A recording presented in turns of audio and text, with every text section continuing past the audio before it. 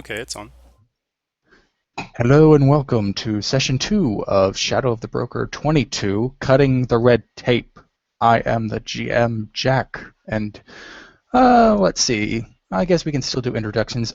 Ben, we're going to hold off on your character for the moment, but let's go ahead and do the other character, starting with Tommy's. Sure. One quick thing though, I don't see anything in the background, and I'm doing zoom in and zoom out. There it goes. Okay. So my character is Ragesh Vai, and he is one of the newer members of the crew. He is the last, well, one of the few surviving members of the Millennia Cell that was supposed to help out with the Coronet Cell on Naboo and Without a Trace, and so he was picked up outside of malfunctioning colony on LV-426 in the previous mission, and so yeah, and now he's along for the ride. He is a spy, and he special trait, special traits specializes in infiltrating. I'm still waking up. Uh, Ahead of assault teams to help from within, and he's also an acrobat. He was in a circus a long time ago, and that's Ragesh.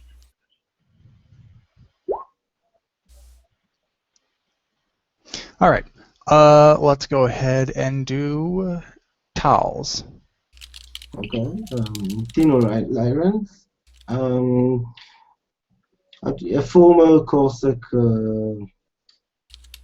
let's say, lieutenant in the Corsic Naval Fleet, joined the Rebel Alliance after he got,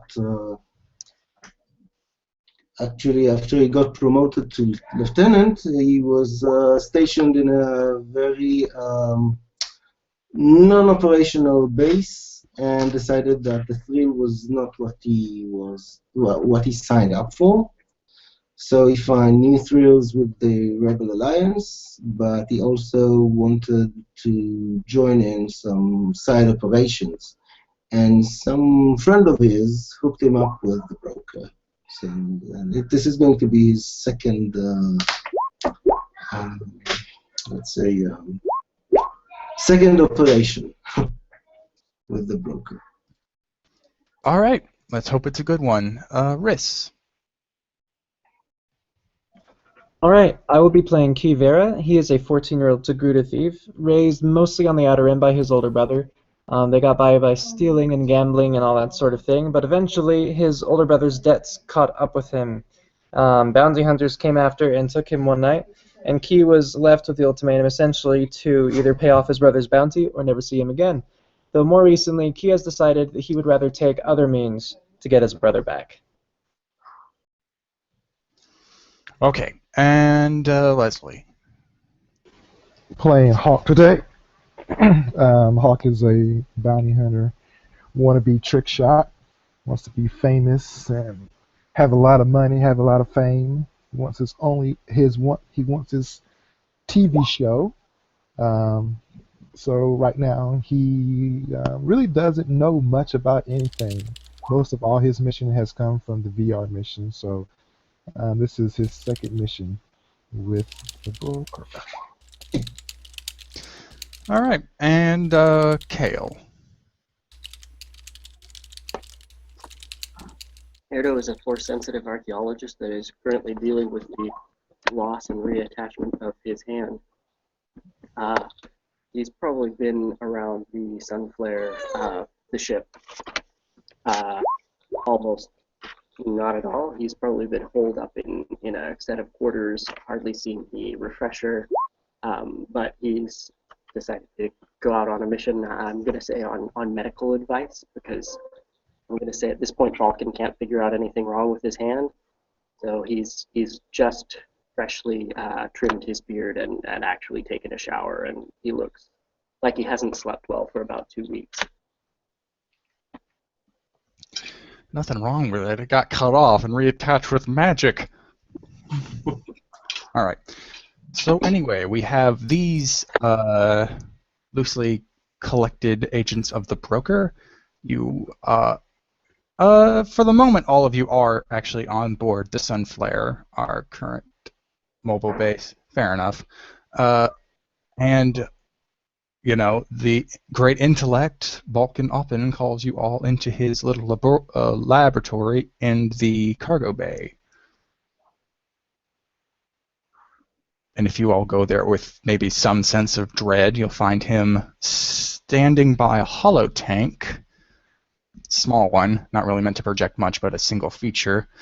And in it is a frozen image of what a few of you may remember. Anyone who played Saber's Edge Part 1 will remember this character. Everyone else just sees a Rhodian in what looks like heavy survivalist gear and a very large and long slug thrower slung to his back.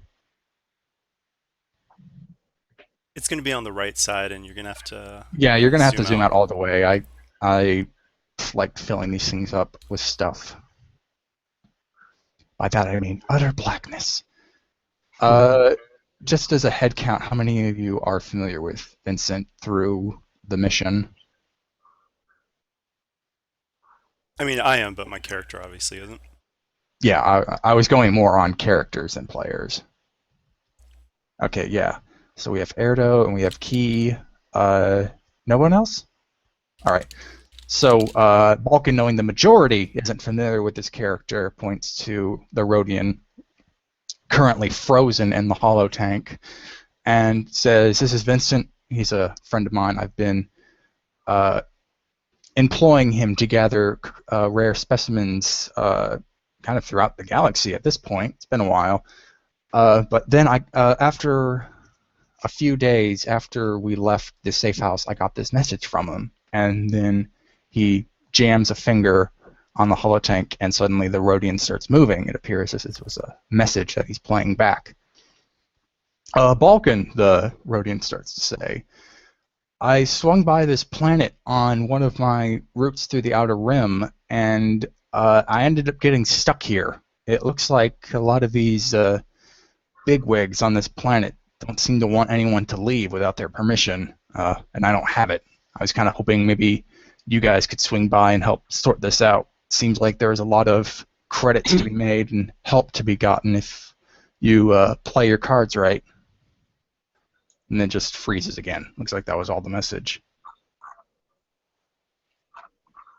And then Balkan turns off the playback and switches the display over to show, this. And he ends up showing a planet floating in the holotank now. And all of a sudden, everything just got really laggy. All right, there we go. He goes, from what little I was able to glean from what Vincent spoke of, he's stuck on this planet called Traxus. It is a relatively new colony world, but all I could really find on the local net is just a bunch of advertisements for working there. Didn't seem like a cursory glance would glean a lot of information.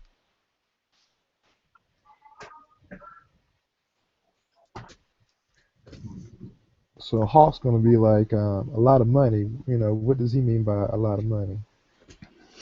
Frankly, I don't know. A lot of corporations seem to have made a nice little home on that planet, but I wouldn't know how they would be willing to pay us. So he worked for you, part of your organization or something like that? When your organization probably pays something towards that? My organization, it mainly works out of my only wallet, and I don't have a lot of credits in there because I've been trying to get these people up and around the galaxy. It seems like what he's referring to is more helping the situation that would get him off planet, not being paid simply as a result, but because of the work we'd be doing for them. Okay. So if we help you, it'd be almost like you owing us one then, right? If this mission doesn't pay out like Vincent promises, yes.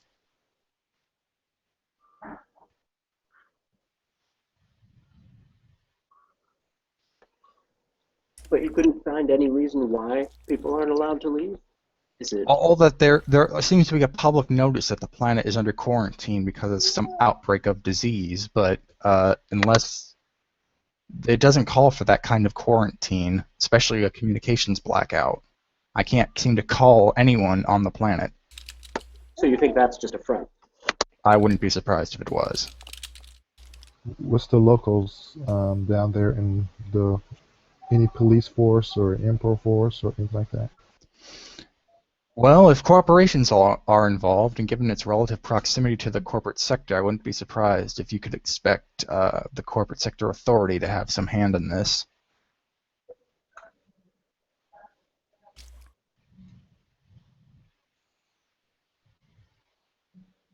All right, sounds like we're ready to go. All right. Well, if there are no further questions or objections, it is relatively easy to get to, given the system's proximity to a major hyperlane. So it is pretty much just plug in the coordinates and fly off. And after maybe just a few hours, the Sunflare pops out of hyperspace with the... Ah, man, I knew I keep forgetting something, but we can get to a point where that can be rolled a bit later. The Sunflare appears above the planet Traxus, and immediately... Actually, I need to roll for this. Okay. And immediately, the sensors start to pick up a large assortment of energy signatures coming off pretty much right at the fringe of sensor range, and it will be a hard perception check to actually see what the sensors are detecting. Anyone can make this check. Just look out a window. So you said it was hard? Yes.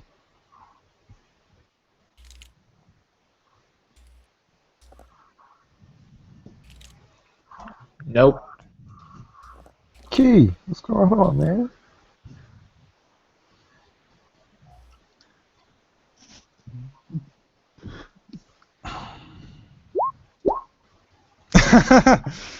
Oh. Hawk, through your keen eyes, you're able to see that it appears a Corellian corvette is in the midst of a battle between several fighter-sized craft darting around it. It appears to be trying to shoot them down, and the fighters appear just to be pestering it for the most part. I will let everybody know that it seems like there's a battle between some kind of corvette and some small little spacecrafts. I don't know if we want to get involved in that, but I mean, if it's not going to pay any money, I don't see why we need to get involved. There is a chance you can glean more information if anyone wants to tries to take the same look. Depends on just how clearly you can see the battle. Can I give him a boost die since I've already... Yes, I'd say that since Hawk saw it, he can point out where to look for everyone else. So if anyone else still wants to make that hard perception check, you'll get a boost die. Could I make a sensors roll? It's planetary range. I'm pretty sure that's out of your scope. Okay. Okay, I'm going to try to find a better angle based on what Hawk was saying. So I'm going to flip one and also upgrade the one. I'm trying to catch the fight from the best window on the ship.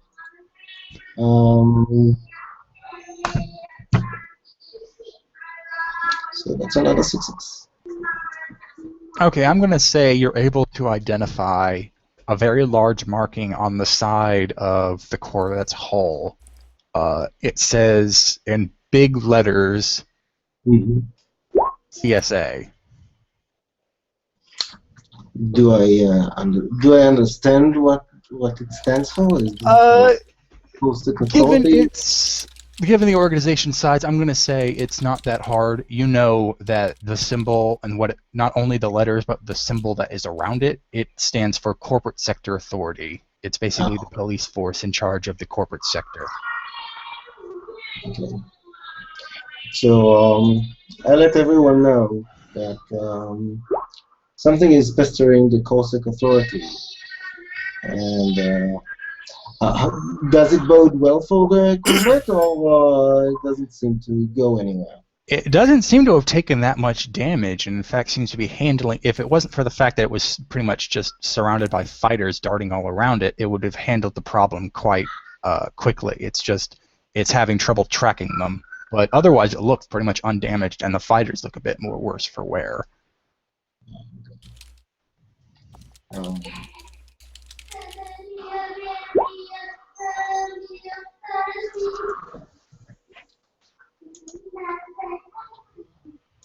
so, anyone wants to hail the corporate sector authorities? See how they're doing? Hawk is like, not really. I just don't see any money involved in it. He apparently wants to try and heal them, but doesn't have the courage to do it himself. Yeah, let's see what's going on. Erdo will heal them. Okay, when you immediately try to flip on the communication suite, you get nothing. In fact, you can't pick up any sort of communication from either the planet or the ships in orbit. You can try and discern why you can't seem to pick up any of this through I think it was a daunting computers check upgraded once. So 1 red, 3 purple to try and discern why there seems to be such radio silence. And any attempt to contact the Corvette at this rate, you don't seem to get a response. Does anyone have a computer skill that they could assist me with? I have 2 ranks. Okay. I haven't 3. If that's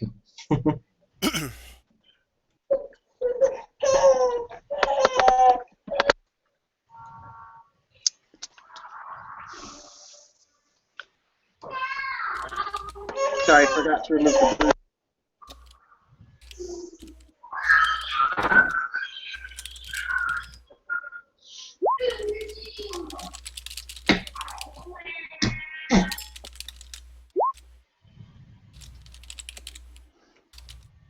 Okay, so just absolute failure. Yeah, it's silent. That's all you get. It's just really quiet in space for some reason. I either say we go in and shoot, pick a side, whoever's going to win, find out information. Maybe there's a reward. You can make an average knowledge warfare check to try and calculate who will win the fight.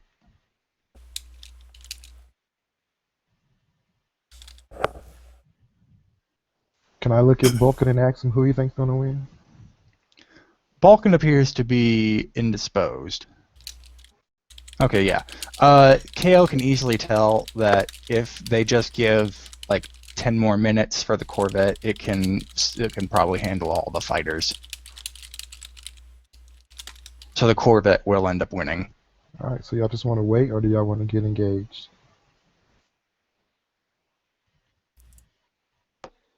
Well, I'm just kind of worried that we don't really know what's going on, and it might. Character-wise, my character's a little bit cautious about that. So yeah.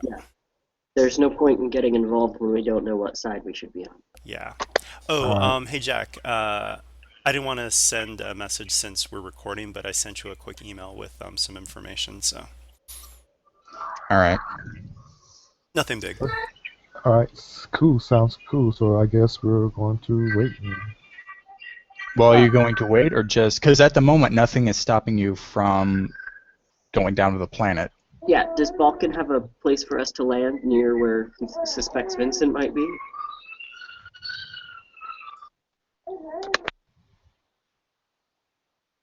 Because you did say this is what, a blockade or quarantine, right? I'm sorry, I was looking at something. What was the first question? Does Balkan have a landing site for us? No. At the moment, if you continue on this course, you can see a very large urban center down on the planet below. Though the planet itself is actually quite barren, so there's pretty much flat land in a lot of places that you could land around. So actually, sorry to backtrack a bit here, but how many ships is it in this space tussle? There is currently the single Corvette and a little swarm of fighters. Looks like they're probably about 7, but they are being cut down gradually.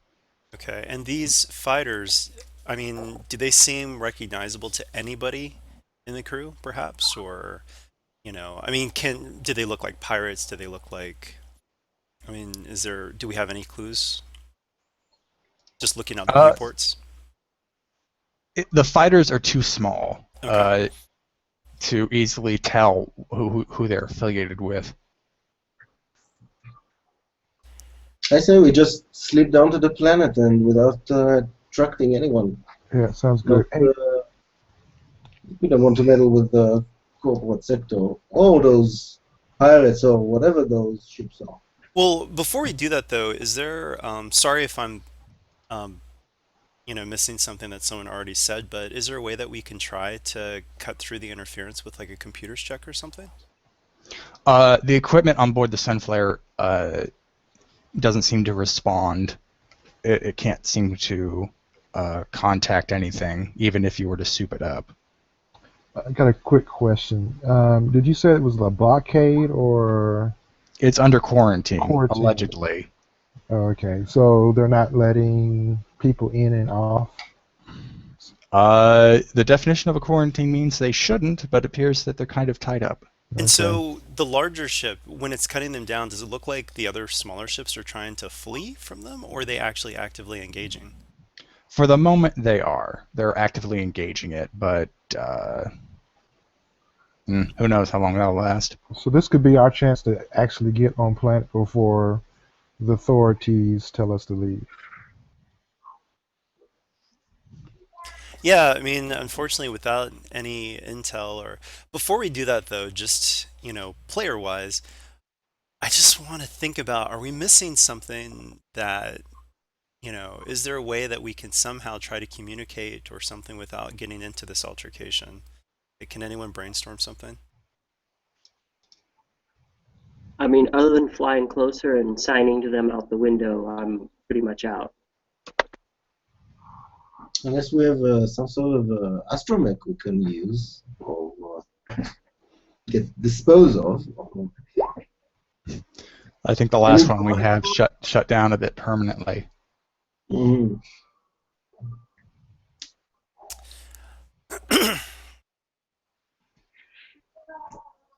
Okay, yeah, I mean, I guess without enough intel, we should probably just ignore it and just keep going down. Yeah, I don't want to fire on any of these things because we might be firing on, like people trying to bring medical supplies or something. All right. If we use ion cannons, we make them disabled ships as opposed to blown up ships from the Corvette. Well, but then the Corvette might just fire on the disabled ships and blow them up. Oh, are the ships being blown up actually, or just disabled? Yes, it's blowing them up. Oh, okay. What ones it is able to hit are just destroyed. Okay, yeah, let's avoid this fight. Yeah. Yeah, let's All right. let's go. So if there are no objections, the Sunflare is taken down to the surface of the planet.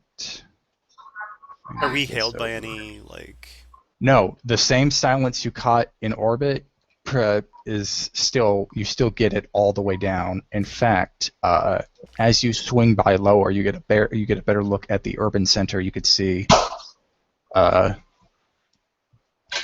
it actually the spaceport looks somewhat busy, as in a lot of ships are parked there, but none of them are taking off, and no one else seems to be trying to land. So if you wanted to land at the spaceport, there are open slots, but I think we ought to just maybe drop off and let the ship take back off. Before we do land, is there any way that we could figure out where this jamming system is coming from? since you weren't able to actually identify it being a jammer, no.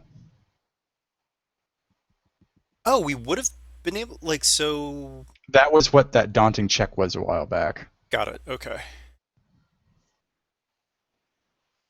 So I guess player knowledge, yes, it's a jammer, but character knowledge, all you get is static. Okie doke.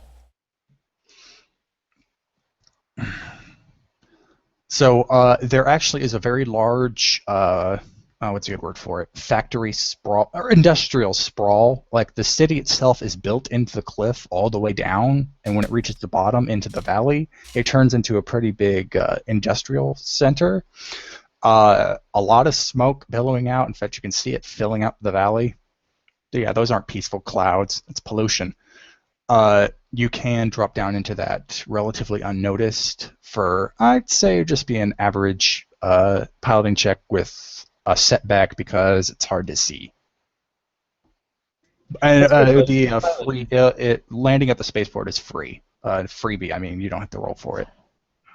And who's is Key our pilot for now? Is Key our pilot? Oh, I guess Jokun would actually be flying this at the moment, though, right? Well, we were actually discussing about how much we should involve other characters that are actually on board the Sunflare as far as the story is concerned, but not in the mission. So You can borrow Nog if you want. I can either pilot or co-pilot. So. Oh, yeah, maybe Jokun is like off shift and sleeping or something.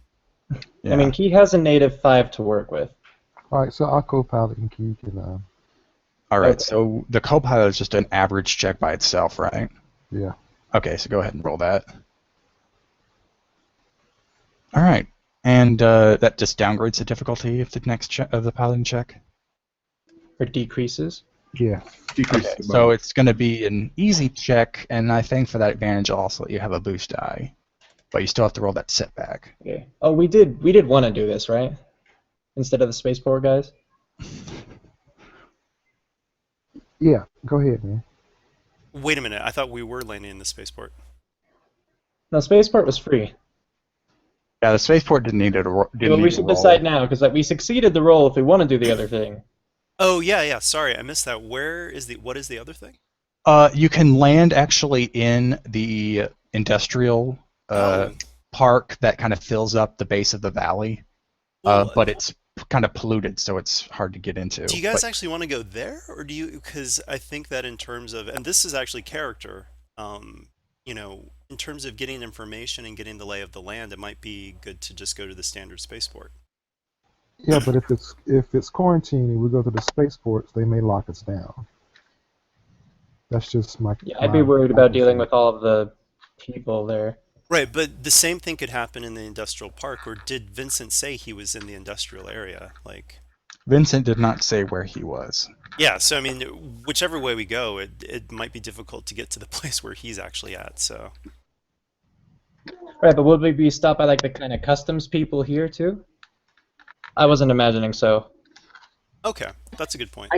I just think it's less likely for the ship to be impounded in the industrial park, especially if no one knows that or no one's going to see that it's landing.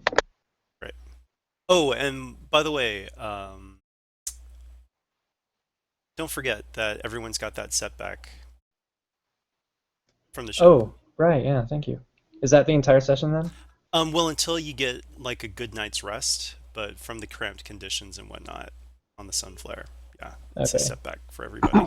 Hold on. Explain that. I missed it. We all have Oh. a setback. Yeah, so in the Sunflare, one of the things is that because we've got so many people on board, it's been really cramped, and so everyone's got a setback just from not getting enough rest and just not having enough room on the Sunflare until you get a good night's rest. And this is while you're on the ship or just throughout the Until you total- get a good night's rest. Okay. All right, so I guess that adds another setback to that piloting check. So go You ahead want me and to just roll it by itself then? yeah, just roll one black. Haha. All right, so with Hawk's help, he is able to locate a kind of empty junkyard that the Sunflare could kind of blend into when it lands, and you're able to set it down.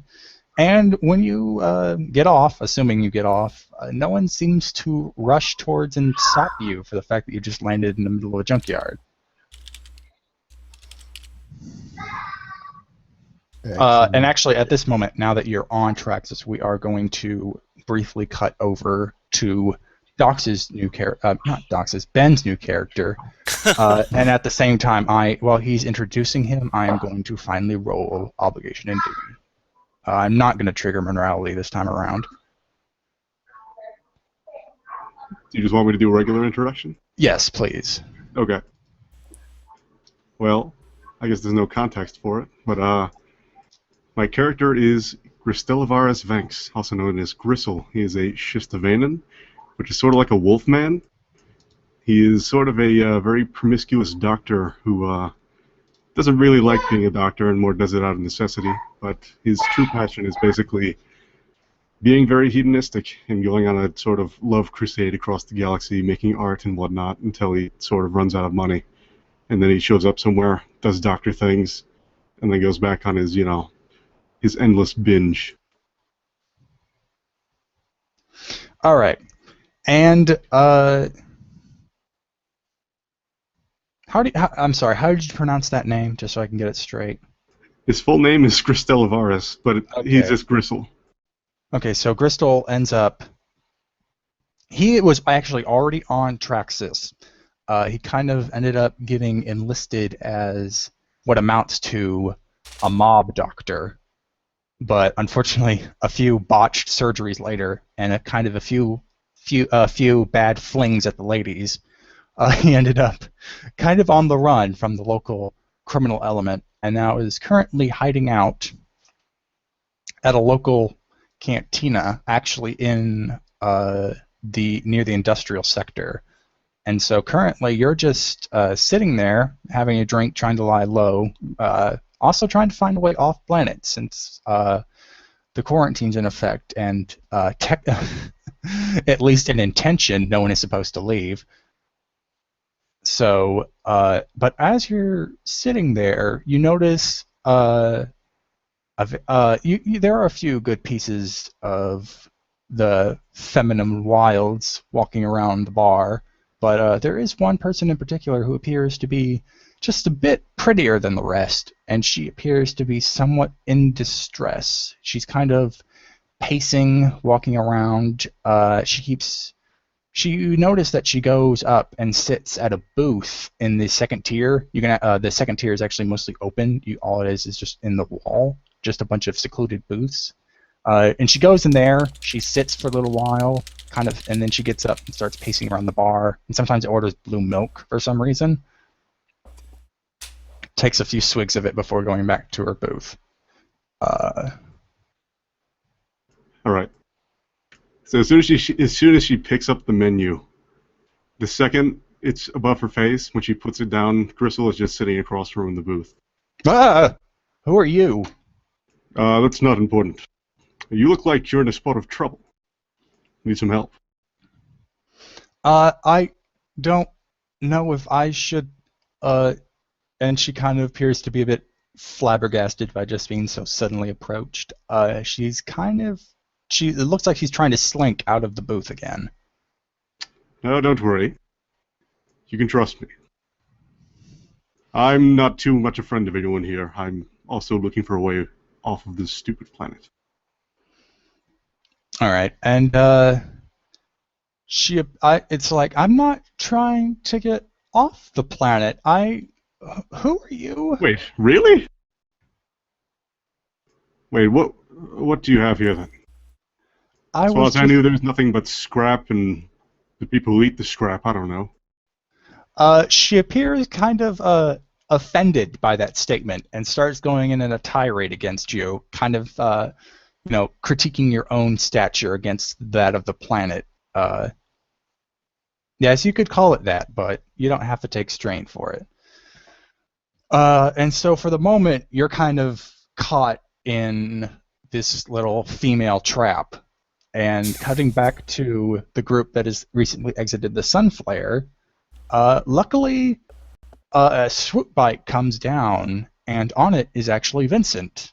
And he comes off, looks at the collected group. Balkan did come out with you because he wanted to meet up with his contact. And he kind of appears to be somewhat confused. And it's like, well, I guess I can't fault you for getting past the quarantine, but you kind of picked an odd spot to land. If it wasn't for my good eyes, I wouldn't have even seen you coming. It seems like we might get locked down in the spaceport. And the Rhodian shrugs and he says, well, I guess I can't. That makes sense. I mean, that's where my ship ended up, locked down. All the fuel lines are still in it, even though the tank's full. And then Balkan kind of pushes past me and says, so what the hell is going on here? And the Rhodian again shrugs, the ever font of information, and goes, don't know. All I know is that a few days ago I was trying to leave and some bigwig bureaucrat walked over me and told me I couldn't. And I was lucky enough to get a call out before they stopped all communications off the planet. Have there been any rumors about what is causing this, or? Well, looks like all the corporations that live here had a big spat and then called in the CSA to help them sort it out. But when the CSA showed up, all they did was start patrolling the streets and get ships in orbit. I do know of a little lady that does have a bit more information about this than me, and she's actually the reason why I thought this place might have a bit of a payout for whoever helps it. Hawks like payouts. In what way? Well, she was never that specific, but she did mention that a rare find could be for whoever helps her with her little problem. And of course, he put little in kind of finger quotes. She wants off planet too. I'm not sure. It seems like she's more interested in stopping whatever the corporations are doing.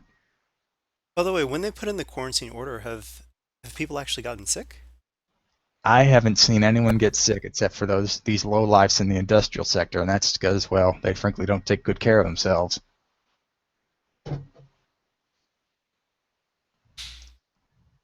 So as expected, it seems like the quarantine order is a bit of a phooey. Just to keep people away. So if you're interested enough, I can take you back to the cantina where I met up with her. It seems like she keeps waiting there for someone to come and help her. Yeah, sure. Yeah, So sure. how much are you paying for your rescue? Rhodian kind of backs up and then looks at Balkan, and Balkan's like, I'll arrange a sort of payout if you hold. No, hold on. Payment can be discussed later, I guess. Since it looks like I'm the one picking up the tab, Balkan kind of looks a bit annoyed at Vincent. Sounds good. All right, and so the Rhodian takes, indeed, the Rhodian takes you over to a cantina in the industrial sector, and lo and behold, he looks up at the second tier, only to see that the woman is currently still dressing down Crystal. And he goes, "Oh no, one of the patrons got her." He goes up the steps. I assume the group follows, and then finally meets up with the woman sitting at the booth, and she goes, "Oh, Vincent, good. It's good to see you again. I was wondering if you'd ever come back."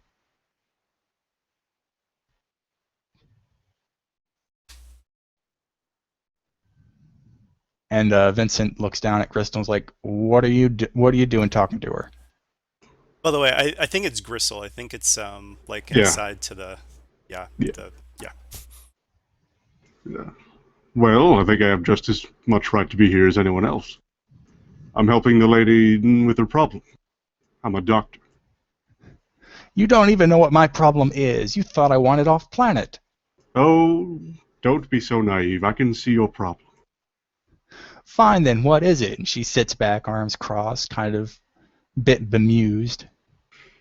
You have a problem with the quarantine, right? You and I both know that no one here is actually getting sick. After all, like I said, I am a doctor, and I haven't seen anyone here develop so much as a cough. And she kind of shrugs a bit, looks up at Vincent, and goes, "So, oh man, he does have a point, although I still doubt he even knows what I want." And Vincent goes, "I brought people who actually might be interested. I don't know about this guy."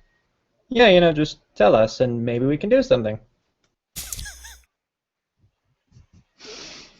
And she gestures for you to actually get in the booth, which, unlike Gristle, who rudely sat in on his own accord. "You're politely invited."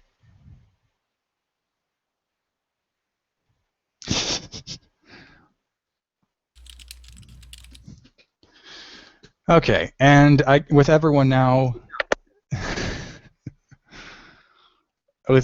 settled in the booth, Vincent takes a seat by the end of it. She starts talking, and she says, "I guess to fully understand the situation for newcomers, you're going to have to understand a bit about the planet's history. Originally, when we were founded, we started out very poor. Waiter, I need a drink. The droid obediently comes up and gives you a very tall glass. It seems to expect what's going on. I'll need more than this.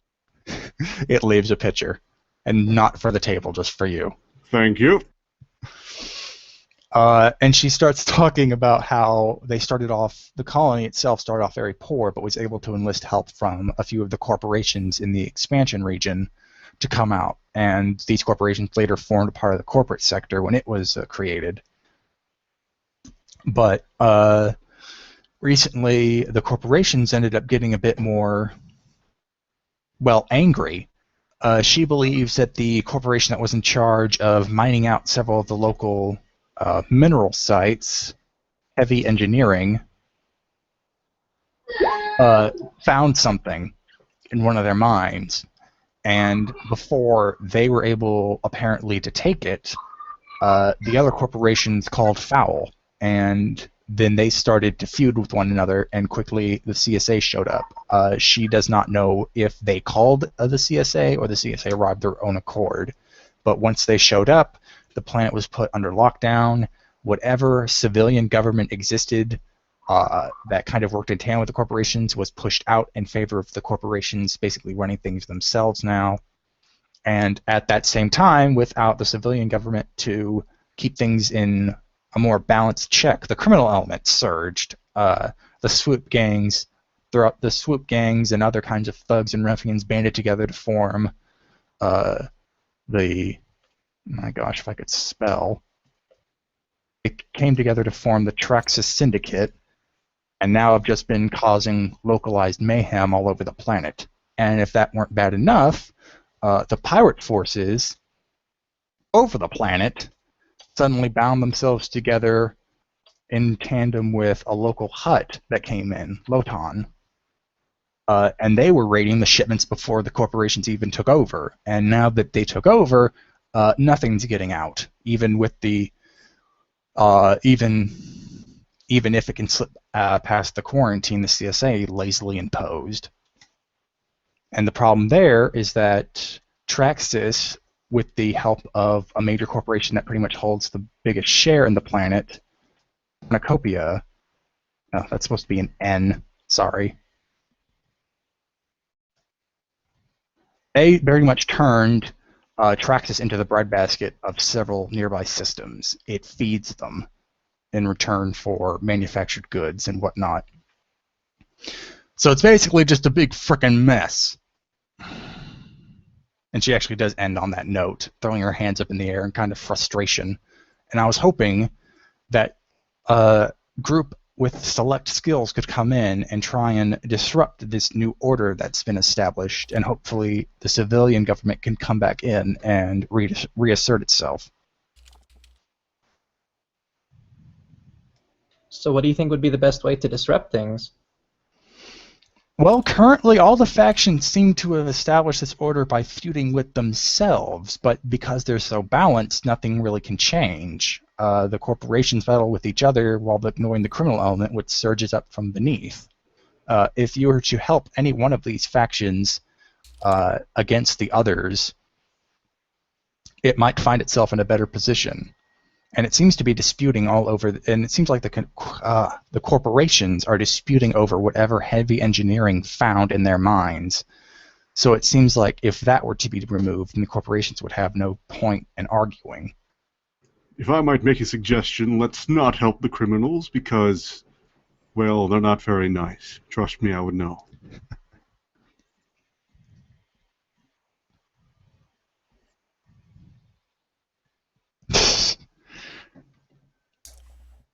And she beckons forth any questions since you guys came with Vincent, and Vincent seems to be the ones who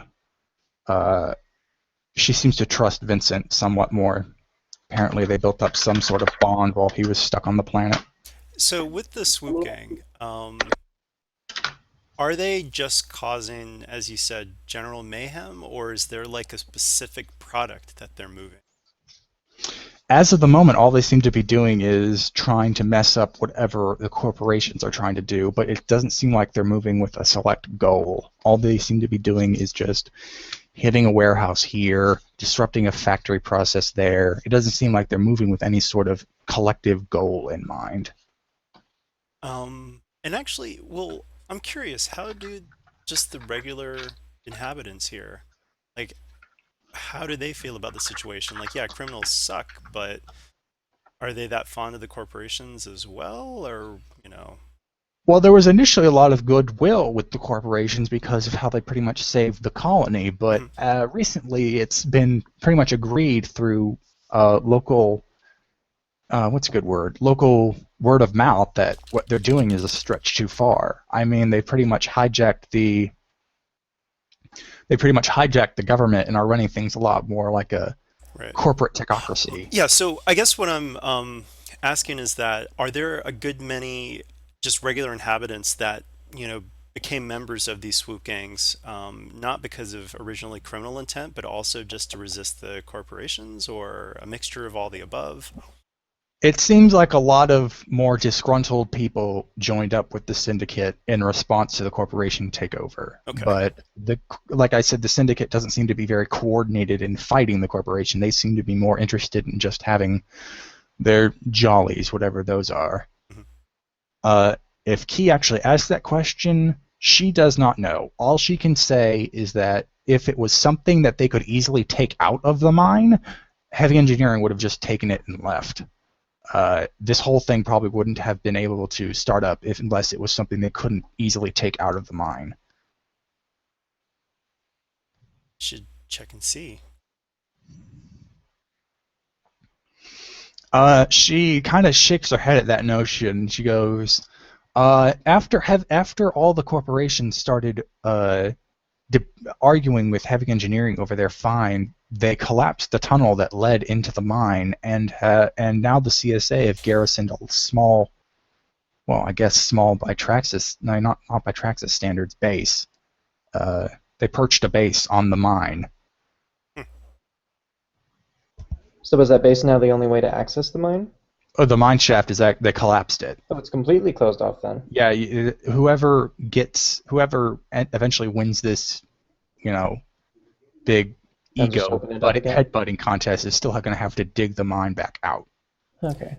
Well, with something that big and with that many, people with, vested interest in this, there's got to be information about what they found somehow. If we could infiltrate, one of the players.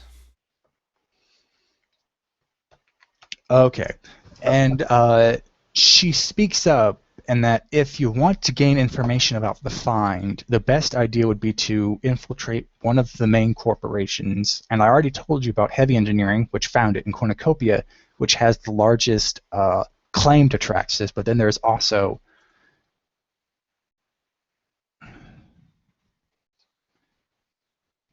Maya Pharmaceuticals. And they have the smallest claim, if you could call it that, on Traxus. They're mainly interested in a few of our local flora. Yes, it is. They actually run the farm. It's like they're the ones that turn Traxus into the breadbasket world that it is. They have like a lot of land and a lot of agricultural factories. So then heavy engineering would be the one that would be most tied to the actual mining goods, right? Yes, they're the ones that. It is known that they're the ones that actually found whatever it was that started this.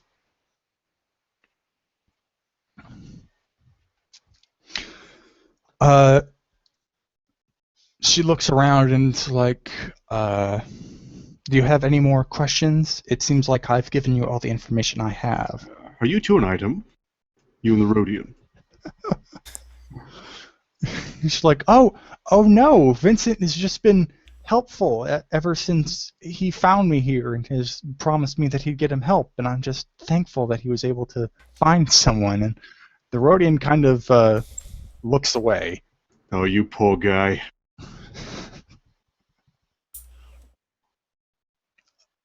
So I'll tell you, he's great. I've known him for a long time. He's a catch. Trust me. All right, and Can I does do a anyone charm check else? for him? Yeah, just be an average charm check.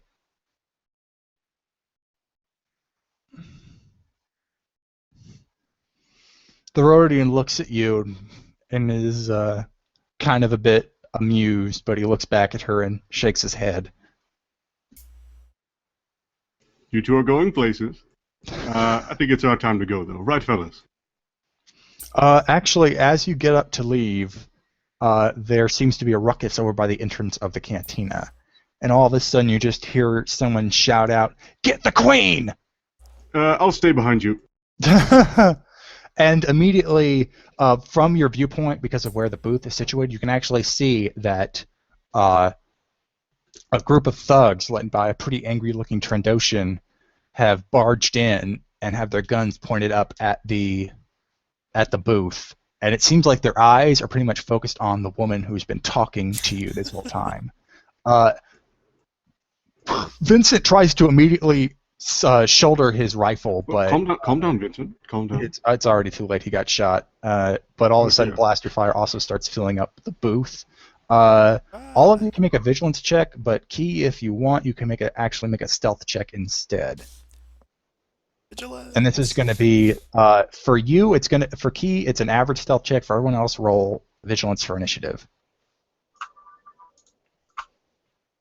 Since we have so many, I flipped one. Oops. Whee! Whoa! Oh, and forgot my. Oh, yeah. Because I'm tired. Oh, and we need a GM assistant for the initiative. It would be very helpful if I had someone volunteer for that.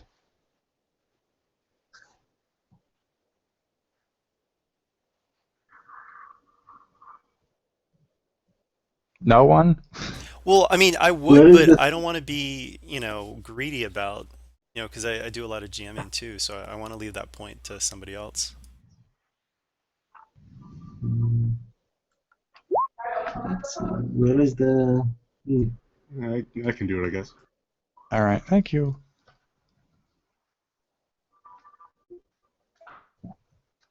I have only 2 successes. Ignore my first roll.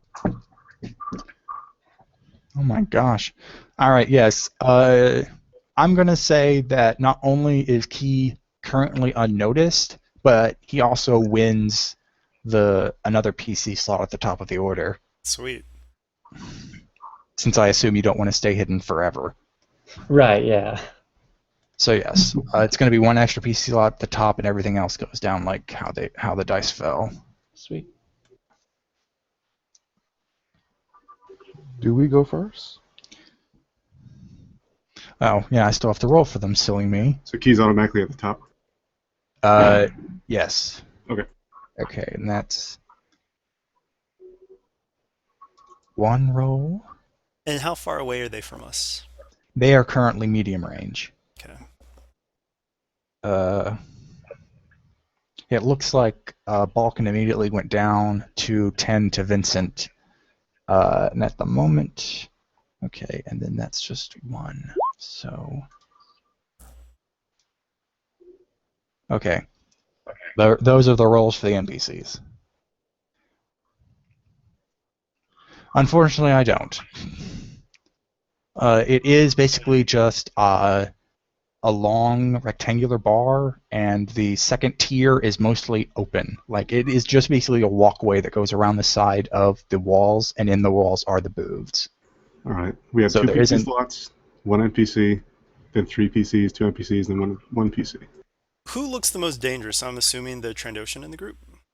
Yeah, there are 8 thugs behind the Trandoshan. They're all just like assorted humanoids, and they look like standard street ruffians. But the Trandoshan is wearing more like is certainly the more aggressive and imposing of them all. I'd like to take one of the first slots to try to calm people down, if no one minds. Yeah, go for it. Okay. So do you have any special rules about how you want to do this, or just want me to make a check on like the hardest Trandoshan or whatever? I'm gonna say if you can make, I think it would be a. I'm gonna make it if you can make a speech and directly appeal to the street toughs. It is going to be an opposed roll against the Trandoshan's leadership. Okay, I'll try that then. All right. Oh, calm down, everyone. We can help you out. Just don't shoot anyone else. I'm gonna say that's going to be his base leadership would be be 1. I'm gonna say it's gonna be 1 red die, but 3 setback because they're a lot more afraid of the Trandoshan than they are wanting to listen to you. So it's 1 red, 3 setback. Yep. All right. I'm using this as a charm. Yes, I'd agree. Yeah. So I'll downgrade that with congenial, and then I can remove 1 setback. So, hooray! The street toughs kind of look like they weren't really into this in the first place, and they kind of lower their weapons, look around a bit awkwardly, but the Trandoshan is still pissed. So you did get the two NPCs out. I'm going to say those are at the bottom of the order, but the Trandoshan is still raring to go. He doesn't seem to want to listen to you. Can we We shoot can him? still talk about it. Actually, you know what? For that triumph, I'm going to say the Trandoshan looks back at the group, and they're like, well, you're just a bunch of freaking traitors. He actually just shoots one of the street toughs, and then the rest of the ruffians kind of gang up on him. They riddle him full of blasters. Apparently, he killed a very good friend of theirs, and then they turn around and leave. I'll see what happens when you have a bad attitude. All I wanted to do was have a drink. It does look like, though, that Vincent got shot and they're opening Slavo, but Balkan seems to be taking care of that handily. The person they seem to be very interested in, the alleged queen, is in the back of the booth, and it looks like she got a good blaster score on her shoulder. But everyone else is perfectly fine. Oh, don't worry, darling. I'll take care of that for you. Gristle takes out his med pack. It will be an easy medicine check because she just got grazed, but with a setback die, because she seems to not want you to get too close to her. That's harsh, but all right. So where did the lizard guy go? He's dead. He's now a crumpled heap on the floor. All right, so all right. Hawk is gonna go check him for money and his ID to see if he has a bounty. He has no ID, but he does have 50 credits on his person. It seems like, except for his nice coat, which is just frankly gear-wise 1 soak, it looks like the group took all of his other things when they shot him and left. I'm gonna take a picture of him and run the database to see who he is, and like I said, see if he has a bounty on him.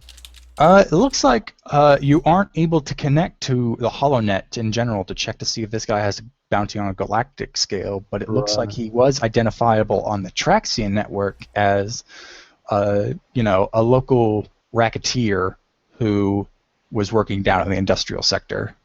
But there isn't a bounty on him. It just looks like he has a criminal record. Okay.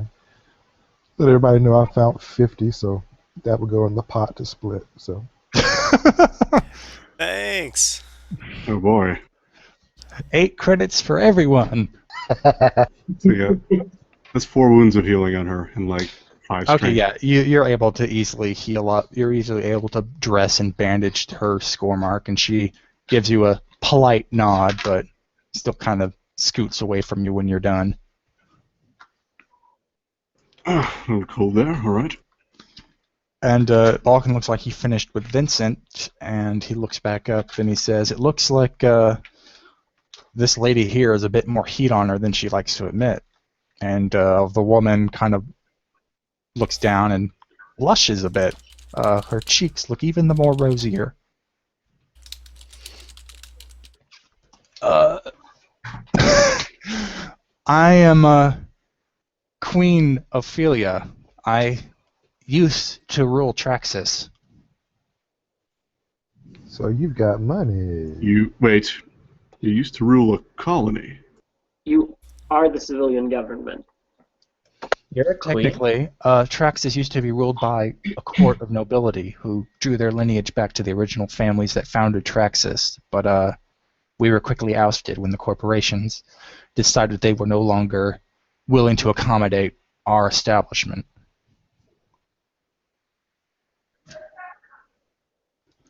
And it looks like they're a bit more intended to take me out than I originally thought. Thought I was safe down in the industrial sector where their reach was less overt. So if you're a queen, then where are your undercover guards and stuff like that? I'm afraid the government can no longer afford to keep people like that on the payroll. But don't you have any loyal subjects? The people of Traxus are somewhat fickle people. Whatever I can offer in prestige and loyalty on Traxus, the corporations can offer bountiful more credits. Abundant more. They can offer a lot more credits. They can pretty much buy out anyone.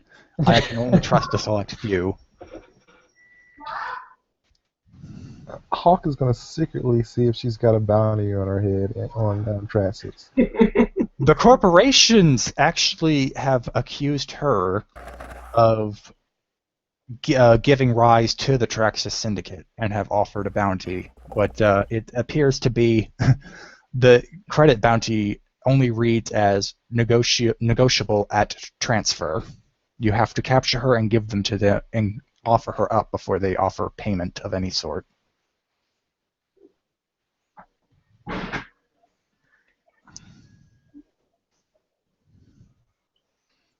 Well, now that we know that you're the queen, you know, are you telling us everything? All I know, I have told you. The corporations made sure the government was not kept aware of their activities in the mines or anywhere in what they considered their property, which frankly we handed to them on a silver platter. Are there any former nobles that switch sides and now work very closely with some of the corporations, including heavy engineering?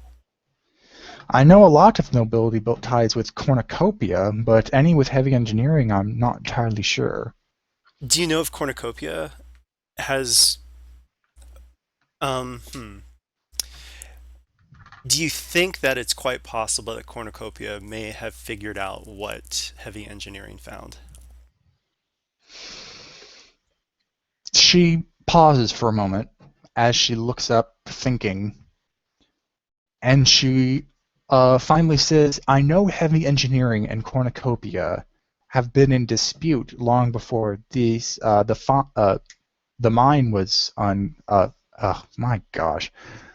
Whatever they found was uncovered. Cornucopia wanted the rights to the surface of several of the mountains heavy engineering was mining under, believing they could turn them into terrace farms, but heavy engineering said no. And they've frankly been feuding for the past few decades. Do you have any friends in cornucopia that we might be able to contact? There are a few members of the court I could call upon, but they might be just as likely to turn me in as help us.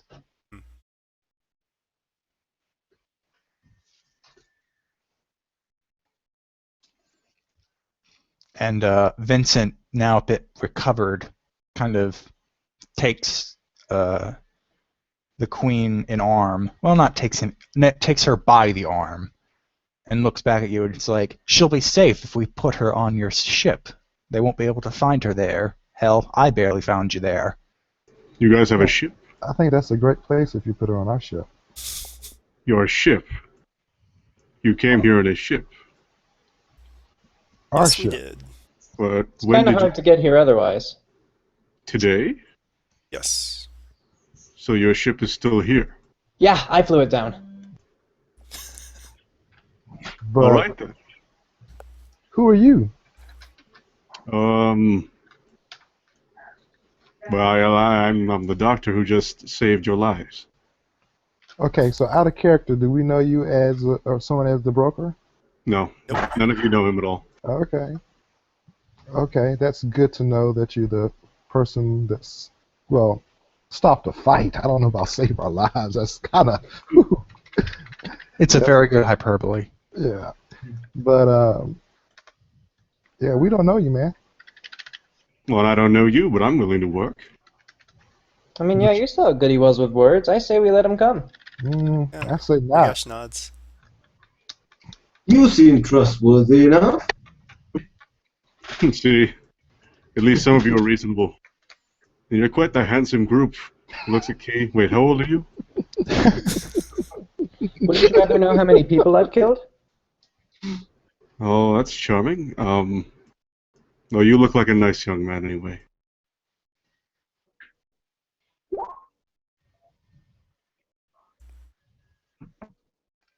So yeah, what skills do you bring to the table? Other than your charming smile. Other than that, well, I did go to medical school. And I do know my way around here better than most people. I've been trapped here for a few weeks or months. Also, I do know a lot of the criminal syndicates around here. I used to be a doctor for them. Oh. Oh, okay. So yeah, you've got Rogesh's interest now. And Hawk is kind of interested a little bit. He still doesn't trust you, but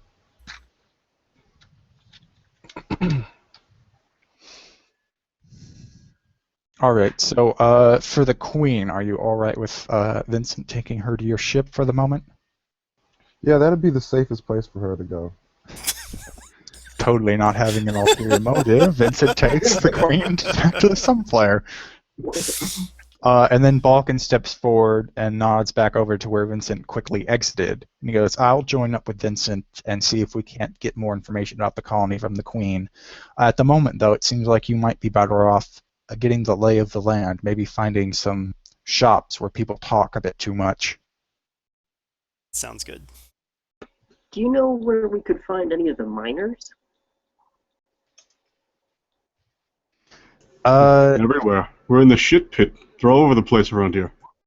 Yeah, I actually say Gristle would know that the miners here are pretty much corporate citizens and not treated very well, and so they kind of lay about the industrial sector here and there, some finding good homes, others finding it in the street. It seems like we ought to be able to find one of the miners that helped excavate whatever the prize is here. Yep.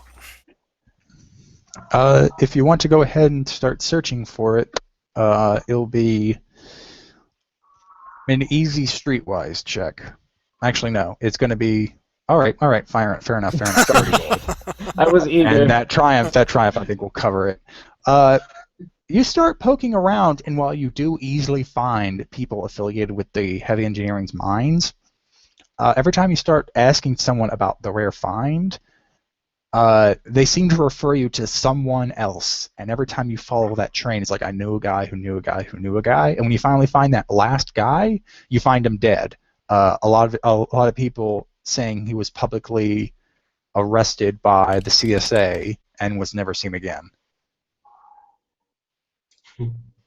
Wait, we actually find him dead, or we find out he's dead?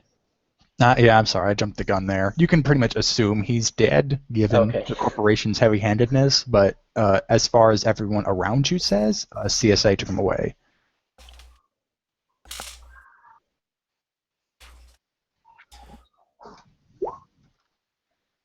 As you can see, there are very few people we can trust around here, which is why you have me. Mm-hmm. In fact, actually, as you're looking, you do come across another scene. Let me flip the page.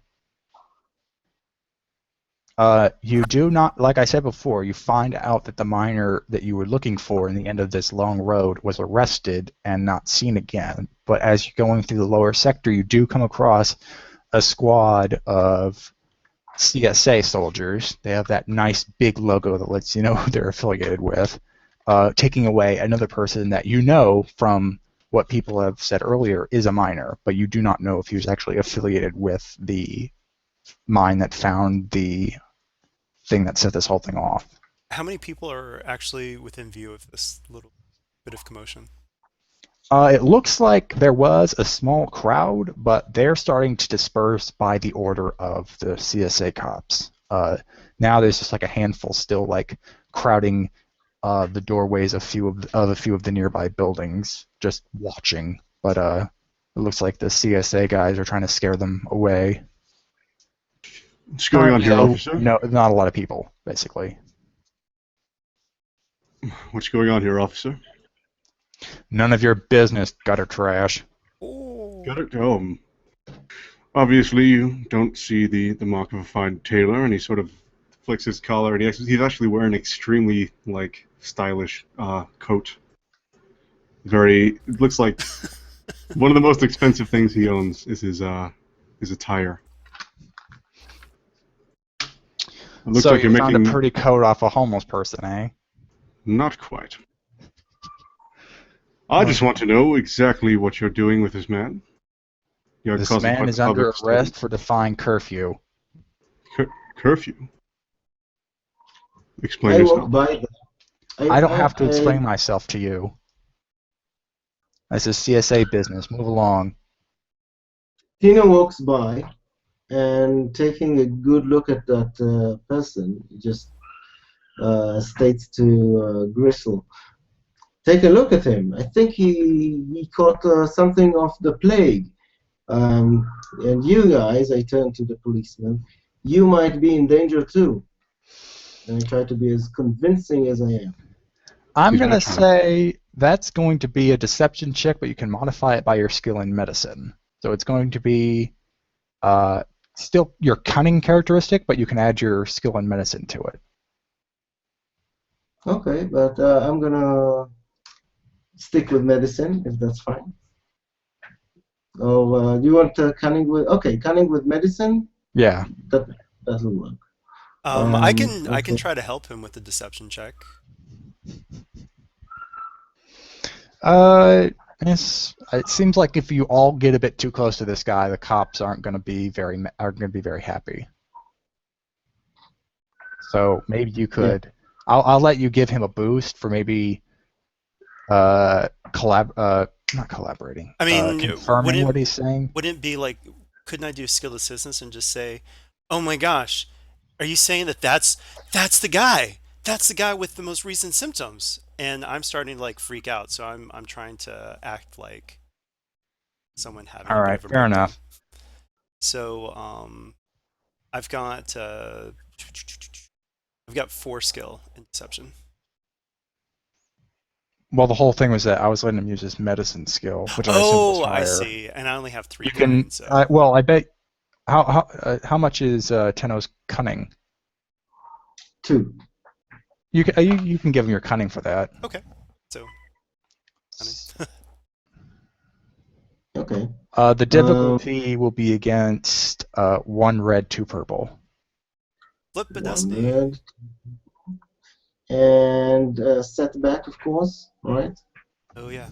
And I'm gonna flip destiny, so I'm gonna use that mayhem to just show them how people are getting in panic and about this entire ruse.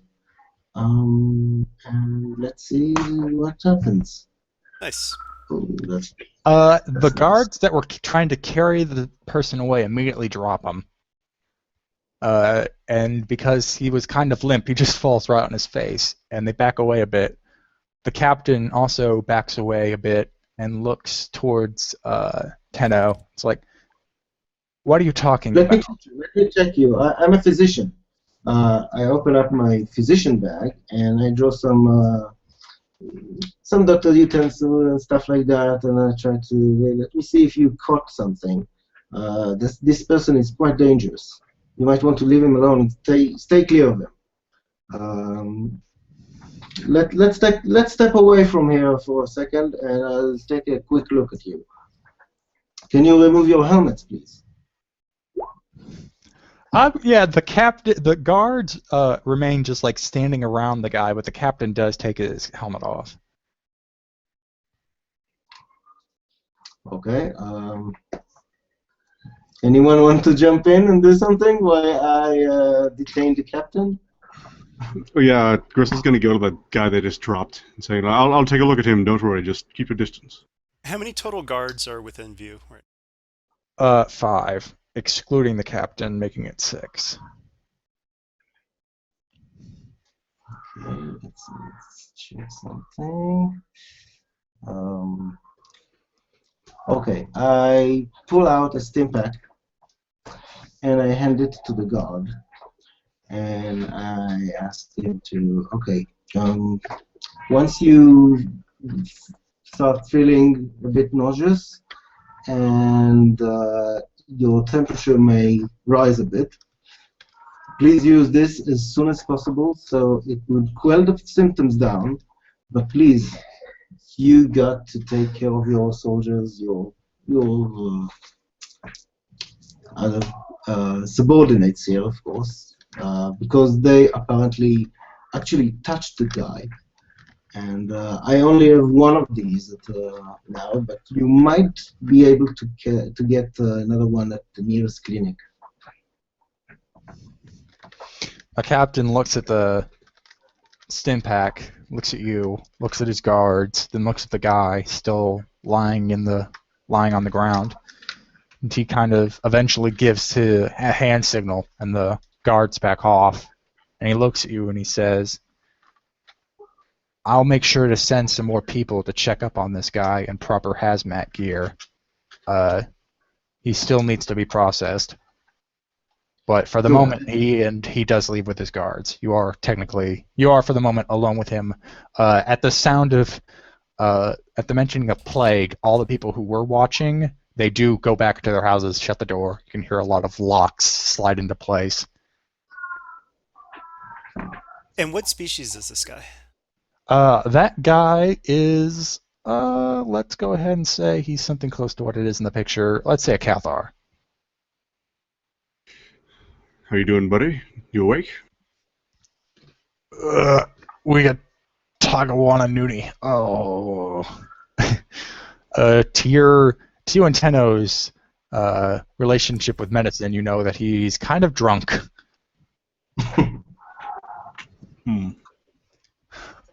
And he isn't speaking any recognizable language. Well, this might be a bit of a problem. He looks up at both of you, knowing at least somewhat aware that you got the guards to go away, and he tries to stand up, falls back down, and then just groans. He gets kind of Maybe we should get him back to the ship and let him sober up a little bit. As if the ship wasn't cramped already. Let's put the drunk with the queen. Yes, if you want, you can go ahead and take him to where Balk can try to keep the queen nice and comfortable. She groans a bit at the side of the man, but Balkan lays him down and goes, I can give this guy something. He'll be up in about an hour. Great. So once again, though, you are back out in the industrial sector with a lack of leads. So the queen groaned. Does she know the man? She looks at him and kind of, with a bit of disgust in her face, just shakes her head.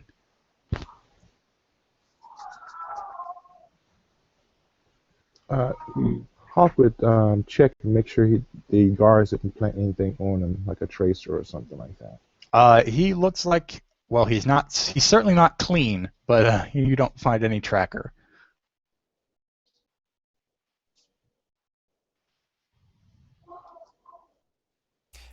There's nothing you can give him to get him back up a little bit earlier so that we can question him before we head back out, or?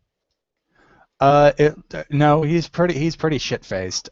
Anything that would get him up earlier would probably give him a heart attack. Well, do we want to just wait for him then? An hour doesn't seem like too long. Yeah, it doesn't like kind We're of. not on that timer necessarily. I would like to point out that I did intend for you to have some shopping time. So if you want to do that now, Oh.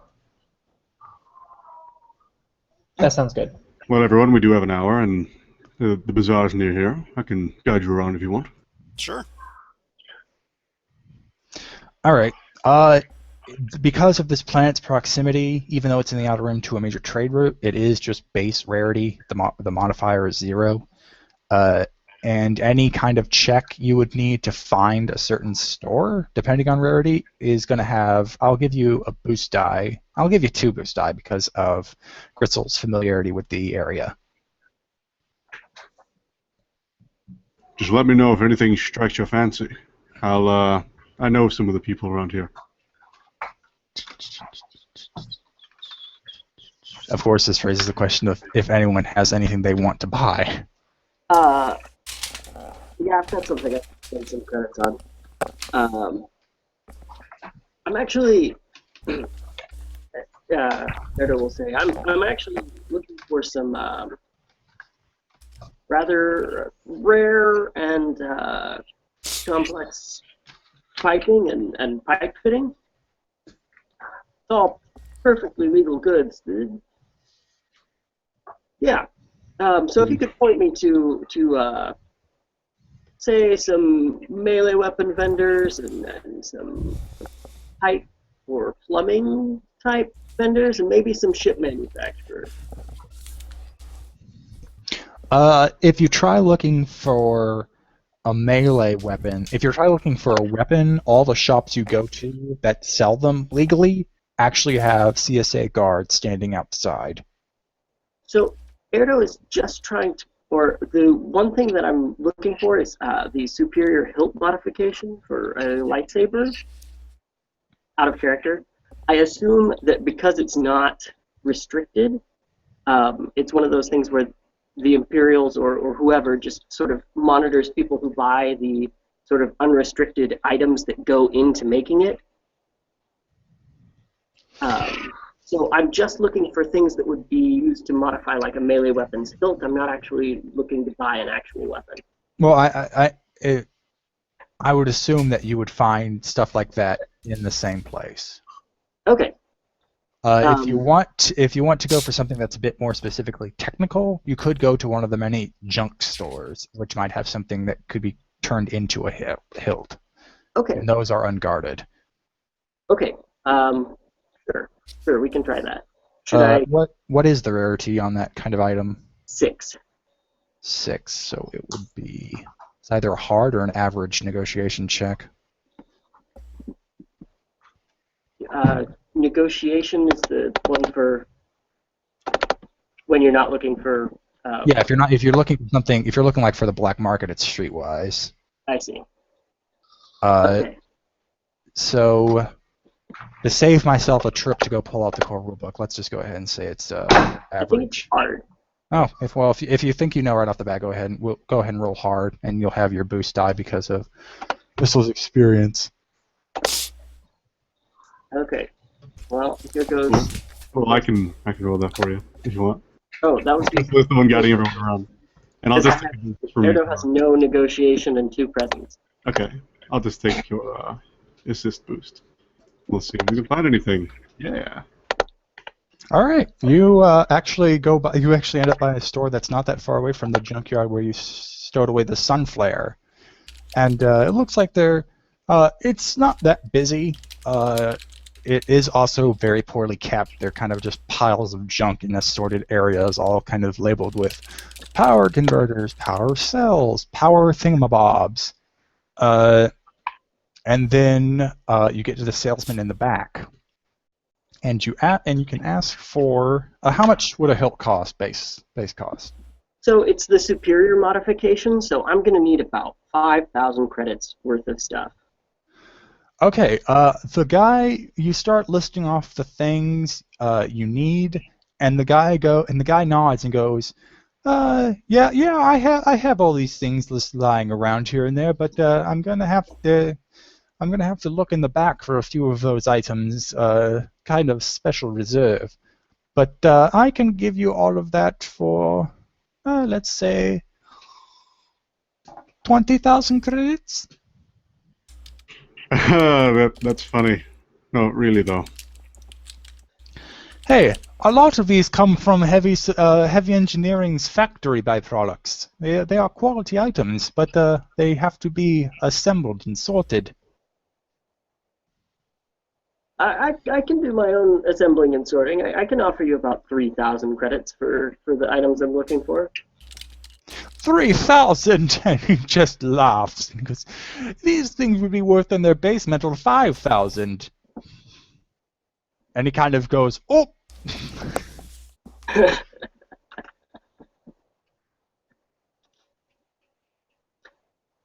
Clearly, this is used equipment. I mean, we're not looking at unsmelted or unalloyed gear. It's all used, like you said. It's just scraped up from the leftovers of heavy. But heavy engineering makes quality products, and they're not throwaways. They're just They're just items that were misplaced. So Delivered to stolen. the junk heap instead of actually processed. Hold on. Let me go ahead and pull this out. I guess it would be. I guess it would be the highest of you twos. Which one has the higher discipline roll? Probably Erdo. Okay. Yeah, I've got a yellow and 2 green. Yeah. Okay, let me just find where I put that. Okay. Alright, so he is going to roll 2 yellow, 1 green. Yeah, unless... Because negotiation can also be resisted with cool, right? He's not negotiating. Oh, okay, yeah. Yep, that's the discipline then. Ah. Alright. He continues to explain that the items are of a quality make, and that he would be remiss to sell them for you for not even the worth of their materials.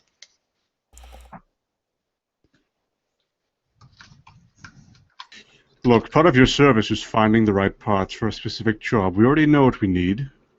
We have them right here. We just want them. We don't need to pay for your service. We just want the pieces. Roll your negotiation against 2 reds, 1 purple, and I'll give you a boost die because you do have a point there. Alright, I'll take a boost for Murdo again, I guess. And 1 second. I'll downgrade that once with Congenial, because fuck yeah, Congenial. And let's see. Nope. Oh, It's like, you have a good way with words, and I like your face, but I just can't sell you this stuff for less than it's actually worth. All right, we'll say 5,000 is fair. I just want to inspect the products first. He was actually still holding it at around 20,000. He said they weren't worth more than 5,000.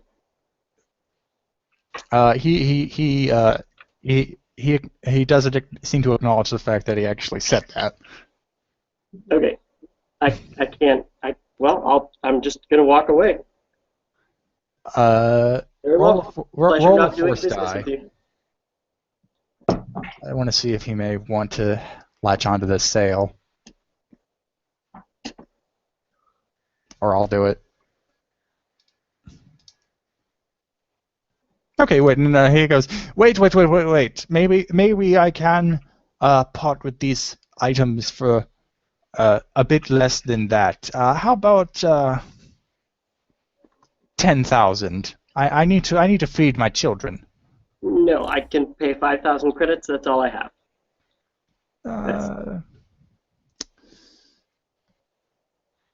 Make a charm check. Just 1 red, 2 purple. Just you, not Gristle. I can't assist in any way. You can give him a boost, but I'm not gonna let you give him skilled assistance for this. Yeah. Okay. No. All right. He goes. All right. Fine. Wait. Just kidding. Can you do that for ones you just give unskilled Yep. assistance with? I can do it for anyone within short range of me, even if I don't assist. I need to take a better look at that talent. For the moment, though, he just goes, "Fine, give me the 5,000 and just get out." Okay, done. My friend's a little bit of a joker, sorry. But good doing Well, business, he's just buddy. joking that he has 5,000 credits. Why wouldn't he pay me more? He Well, there's other says, people the accent suddenly gone. I just love that that was actually able to be used. All right, so you have your hilt stuff. I saw earlier that someone wanted some poison. Yeah. Some poisson. I am trying to get Recore Venom, and it is 7 rarity, so difficulty hard to find, but it's restricted, so streetwise. Yes, Oh, now you and have hard. to I find didn't even Traxus' upgrade. darker sides. So And I'm No, going to no say luck. he's going to be concurrent, so you're not going to um, have someone's disarming smile. and then let's see. Since we couldn't find Recore Venom, let's see if we can find Dendriton Toxin. So it is also a hard check. Okay, and this one upgraded. Well, yeah, they're all. That one should have been upgraded too, Yeah, since it's I restricted. Yeah. wasn't thinking about that. Okay. Hold on, before you roll, upgrade it one more time. Ooh, upgrade your check. Upgrade your check. And don't forget, you actually have a setback because you are still tired and I just removed setbacks from Streetwise. awesome. That counts, right? I said that counts. All right, go. Aw, no All poisons. the advantages. I'm gonna say that you're pretty sure you're in the seedy part of town. You just can't find the frickin' poison shop. So I'll let you roll with. I'll let you have a free upgrade on your next check if you want to keep searching the black market. One Okay. free upgrade. Oh, can I still look for the same one from that check, the toxin? I'm gonna say no. Every time you keep asking people where to find the you-know-whats, they keep going, "Who the hell are you? Go away." Okay. Then I will just try to find. Let's see. Let me look at options here. I have to break out the core rulebook for this one because I don't remember the rarity for this poison. So,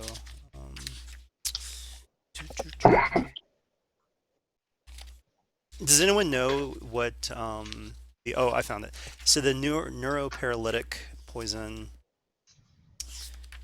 What? Say its rarity right on it. Ah, stupid book. Neuroparalytic is rarity 6, so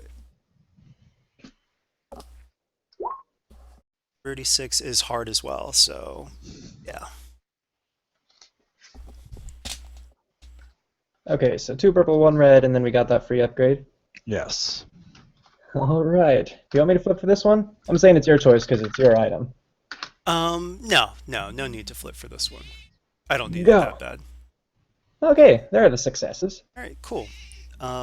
So I want to try buying just 3 doses, and it's 75 each, but you know, we can use your streetwise to knock it down, possibly. Hopefully. Yeah. And I believe it would just be the same pool because it's based off of the rarity. Oh, why my cat is doing that? Stop it. Wait, negotiation with Streetwise is based off rarity? Well, no, remember someone brought up the rules that you actually use streetwise instead of negotiation to negotiate the price for Oh, restricted right, but goods. I thought you said the difficulty was the same pool. Yeah. Not against their, like, whatever counters negotiation? That's what I had figured. Oh, yeah, that's a good point, actually. So, to you, Balkan. I'm sorry, I had to answer something in the chat. What was that whole thing about? Oh, so basically, Key is trying to use his streetwise check to negotiate because with restricted items, you can use your streetwise to lower the price of the items. Or, actually, just to speed things up, I'm fine buying them just at regular price. So I'll do it for 75. I mean, there's no reason for us to try to, push that down. I'm just happy to find them. So yeah, I'll just do The that. black market doctor you bought them from just nods as you give him the credits, and he gives you the poison. All right, cool. He appears to not be able to talk. Oh, what was that roll for? I wanted to find a container of glitterstim. All right. You actually find a nice place hidden away. It actually looks like a warehouse with a few armed guards who just, for some odd reason, let the 14-year-old walk right in. But when you go in, you find, a nice little fake stand set up with several open crates in the back. You can easily see that this person does have a lot of glitter stem. And then a woman in oddly long and somewhat elegant regalia come down the stairs from the second floor and stand in front of the stall like, "Welcome, youngling. What would you like to purchase?" I'm looking for a cargo container of glitterstim. Ah, well, you see, we have plenty here, plenty for all. How much are you wanting to pay? How much are you asking? What's the? Give me the rarity and the base price, please. The rarity. Ooh, actually, I might have. I was giving the Corellia modifier. Do you want me to roll a purple real quick to make sure I do find it? Actually, I do. You can't counter that. Never mind. Rarity's 8, and base price is 5,000. Oh, she smiles and looks towards you and is like, "I believe that the market price for these would be 15,000 credits." All right, that's fair. But you do know who I am, right? She looks you up, she looks you down, then she shakes her head. I guess I am kind of indistinguishable. Well, I'm sure you've heard of the Black Seraphs, right? Oh, my word. No, I haven't. You haven't? Oh, they're pretty notorious where I'm from, but that's just me saying, right? Just know that if you offer us a little bit better deal than that, we'll definitely be seeing more business here in the future. Oh, well, the promise of business is always better, but I might still have, I might be able to work out a better arrangement here. But roll I guess this, and you can use Streetwise in lieu of negotiation for this kind of thing. Yeah, I'm for just black wondering market if I should put goods. Streetwise with Streetwise or negotiation with negotiation. I think it's just negotiation for legal items. I mean, you can for illegal, can you? Can't you? I assume Yeah, so. negotiation is for legal. Okay, so streetwise against what? I'm gonna say 2 reds, 1 purple. In fact, 3 reds, because I'm gonna upgrade. Oh, geez, fine. I will too then. Huzzah! Double despair. But Okay, she actually Uh-oh. she smiles and she says, I of course would welcome any business with the Black Seraphs. I believe I can work this out. I would lower the price to 10,000 in exchange for perhaps some information I could use to get in contact with your group. Well, usually we would be the ones contacting you. But I'm if afraid you... I cannot. I'm afraid I cannot agree to this deal unless I have some sort of insurance that I could resort to some other contact. All right, lower by 2,000 more, and we have a deal.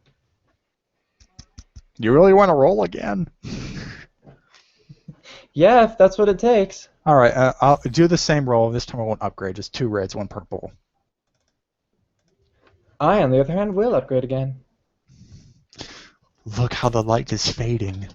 I always get despairs, not double triumphs. Huzzah! All right, she nods her head and she agrees. Very well, 8,000 it is. Okay, so Key will pay that amount, and she wanted contact information. Yes. All right, do you have a data pad? Yeah, she quickly takes one out. All right, Key holds out his hand. She gives it to you. All right. And Key's gonna put some very convincing bullcrap. I'll let you roll just, I guess this would be against her discipline to see if she can tell. Yeah, just an average, either computers or streetwise upgraded once. If you do streetwise, it's going to be one. Actually, no. Hold on, that's not right. Average check for either one. I assume you use streetwise. Sure. And you said, but not upgraded? Yeah, not upgraded, just 2 purples. Okay. She takes it back, looks at it, and for the moment just nods and orders one of the guards to hand you the crate. She walks away. I'm going to say that's... Yeah, I'm going to save that for the moment. Let me just write that down. Fair enough. We will be on our way, we being only Key because no one went with him. Could anyone help me find a Nova Viper? I'm going to say you're not going to be able to find that on this planet. It's not that special. Oh, we could try, right? Just a really hard check. All right. That's formidable, isn't it? I believe so. Yeah. I'm going to say yeah, the regular formidable. Is it? It's not restricted, is it? No. All right. Then it's just going to be the formidable check. I'm going to upgrade it once. Okay. According to the Force and Destiny beta, 9 is only daunting. It takes 10 to get formidable. Yeah, rarity 10 is formidable. Okay. Fine, daunting upgraded once. With 3 setback for the fact that it is a very rare and specially made product. Oh. All right. Let's go. Nope. Yeah. You find some information that a Nova Viper might have actually passed through this colony, but it isn't there anymore. It may have made its way further down the Perlemian trade route.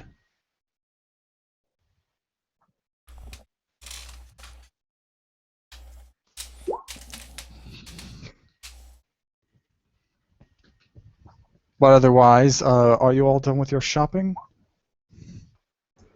I guess so, unless anyone else has something they want. I mean, I guess I could probably try to find a disguise kit, but you know, I mean, would a planet like this have something? I'm not talking about the flesh tech camouflage crazy kit. It's just regular disguise kit. It's just a I'm going to rarity. say, with all the corporate espionage that's been going on, you could certainly try. Okay. Yeah, if someone can do a rarity 4, which I think is average, right? 4 would be average, yes. Okay. Do you want us to roll for that, or just say if it's average, we just find it? Yeah, I still want you to roll for it, because this also can affect your appraisal of the situation. Okay. Right. Yeah. Take a boost for Regression's assumed assistance. There you go. All right, you do find, actually more closer to the upper city in the cliff face, you do find a nice little hole in the wall that makes apparently it apparently brands itself as a makeup store for just beauty products, but when you go towards the back, you notice that there is a couple of people talking to the salesman. And he kind of gives him a wry smile, and before he sees you, you just hear him say, I see more heavy engineering folks just can't seem to make up their minds whether they work for heavy or work for cornucopia." Dun, And, dun, dun. there is a little bit of a laugh shared between them before the two walk away, and then you guys are able to show up. And the guy apparently does not seem to think that you overheard him, so you can still just buy the makeup. You can still, I was going to say makeup kit, the disguise kit, Okay. for the base price. All right, will do. Thank you. And thanks to Gristle. Anytime I used to go to that place to pick up some hair dyes. It has all sorts. It seems to be Oh, yeah. perfectly equipped to make any species beautiful, except maybe for huts. We're worth it. Because the broker's worth it. All right, so if you're all done shopping, I'm going to go ahead and say the hour has come and gone, and Vulcan comes to tell you that the drunk that you brought on the ship, thanks for that, by the way, is is awake and totally not throwing up all over the cargo bay. Ooh. Good.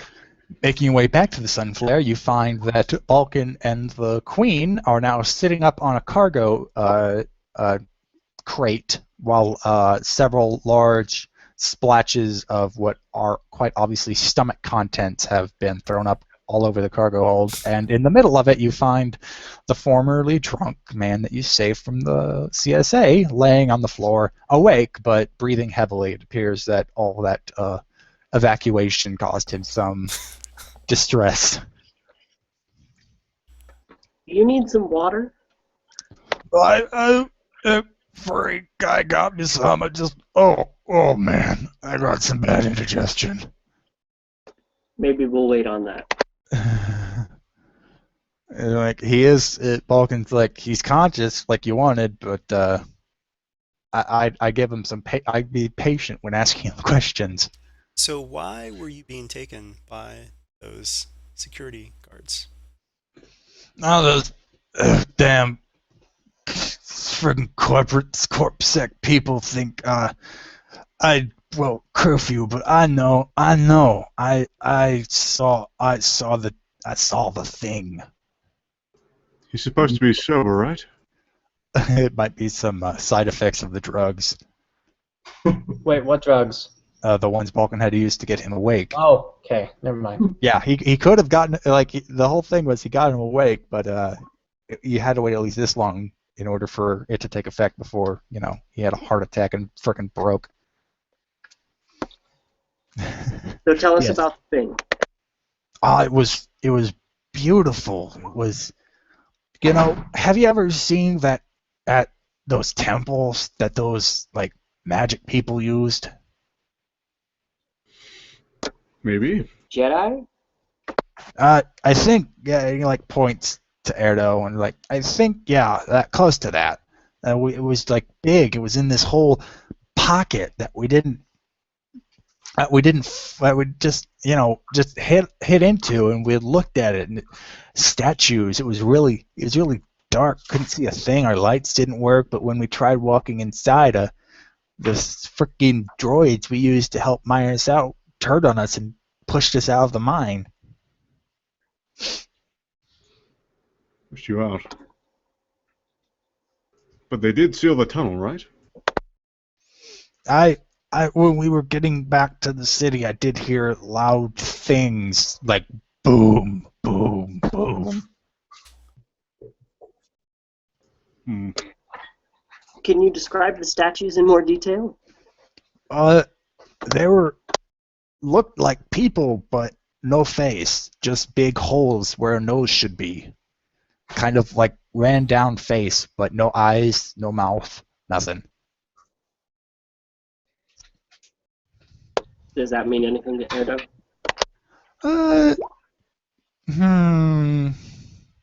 Make me a daunting lore check, upgraded once.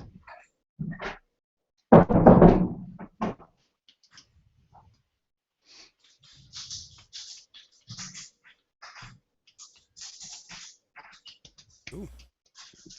I'm gonna log that threat. You don't have to do anything with it. Yes, you know that that kind of statue was only found in sites that seem to date to times before the Infinite Empire.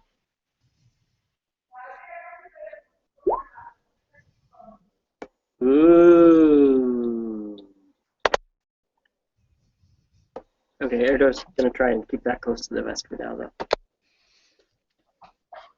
Alright. And the guy just keeps talking and then I went to the bar just because they gave me one good payout, and I drank and drank, and when I finally walked out, the officers were there. Wait a minute. By one good payout, do you mean they paid you more than normal? hold on, and he like holds his fingers in front of him and starts counting off on them. And then he looks down at his feet, and it's like he can't. His toes are in a boot, but you can see like the end of the boot is moving, like he's trying to count his toes.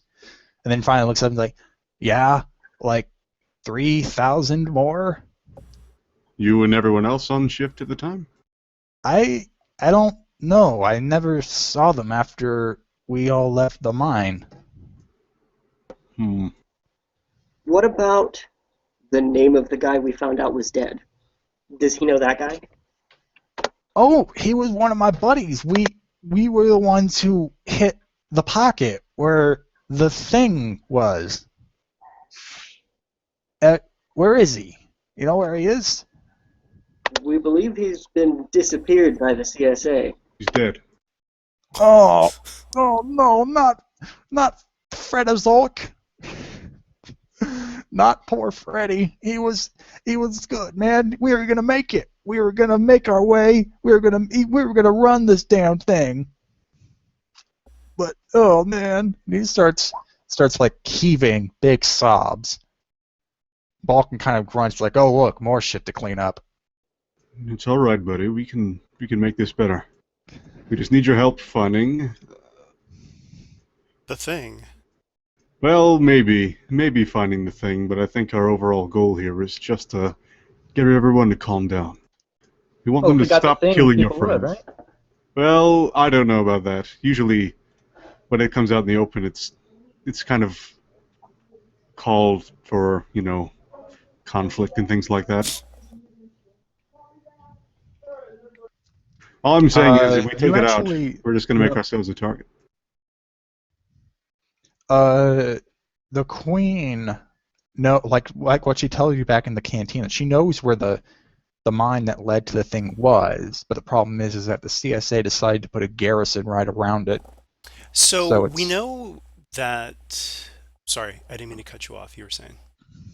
No, yeah, go ahead. I was just really repeating myself. Well, we do know that Cornucopia has infiltrated heavy engineering in the past, and she knows people in Cornucopia.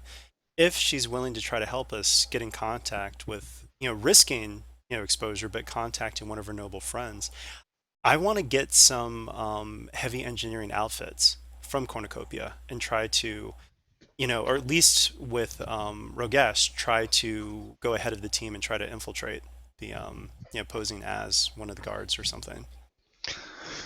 Yeah, you can ask her that. She is going to need to be charmed in order to risking herself to contact a friend. I immediately look over at Gristle. No, Ray. I'll see what I can do. So you want as far? It's going to be a charm check against. Oh my, so many cards. Which one is the one I'm looking for?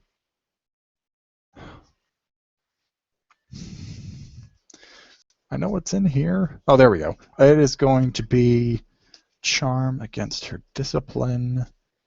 It's actually just going to be a hard check. All right, madam. I think we found a good way to an expedient resolution to this conflict. Oh wait, I'm sorry. Don't roll yet. I forgot. You'll have to anyway. Upgrade it. Oh wow. Upgrade it 2 more times.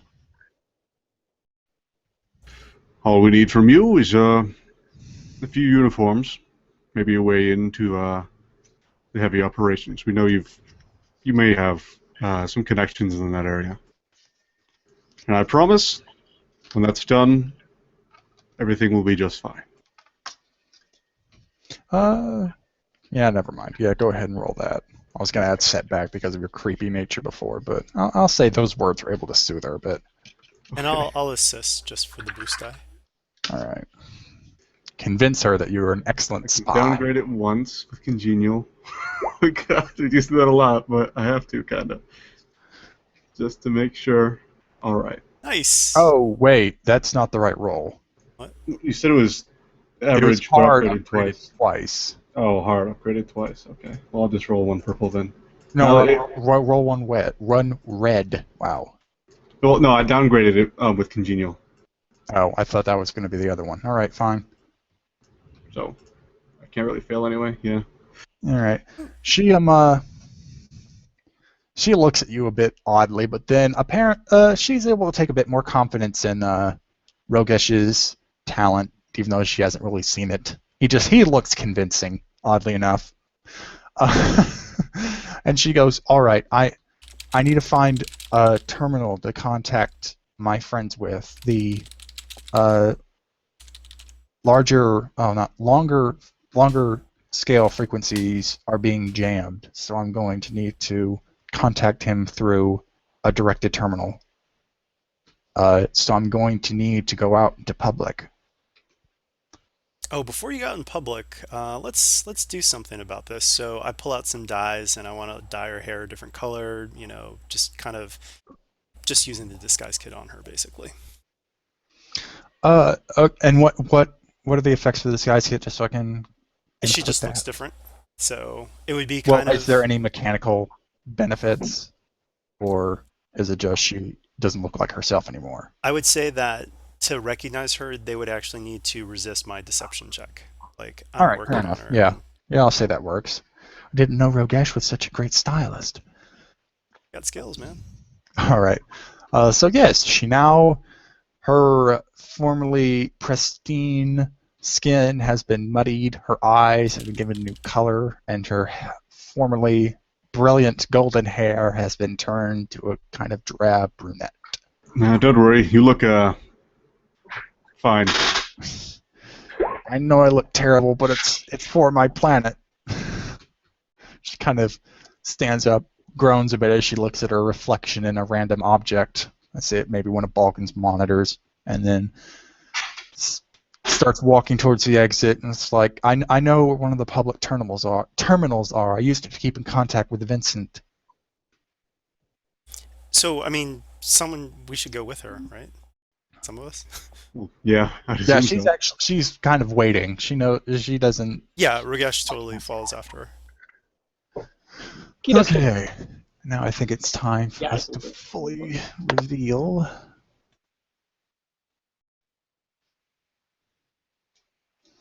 All right. And so yeah, I'm going to say it's just going to be it's still a public place. It's a lot like that second picture. So yeah, it's just going to be an average stealth check to remain hidden but still tail the group, so you can be some hidden backup.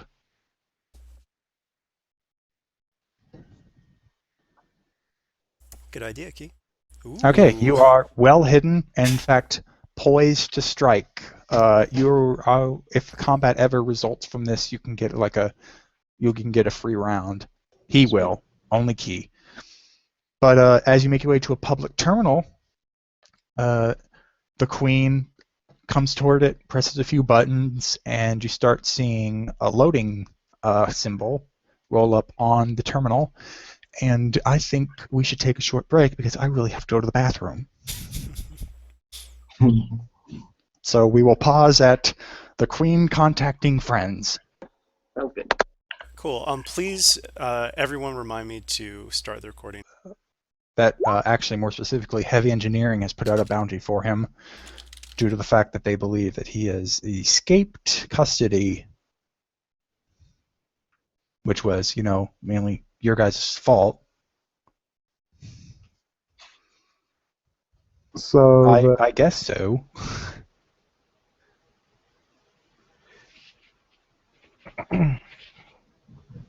all right. So I wonder if they're any good. It seems like they're offering 1,000 credits for him. Oh, sweet. I guess I will let the group know, as I'm passing them to see what they want to do.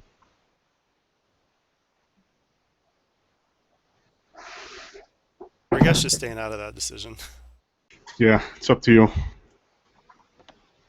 Well, I thought our plan was to infiltrate, what's it called, industries.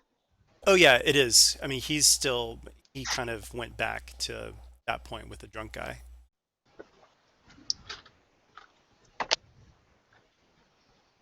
What a great way to get into company's graces than turning in their trash. I'm thinking that. Key? Erdo's not comfortable with it.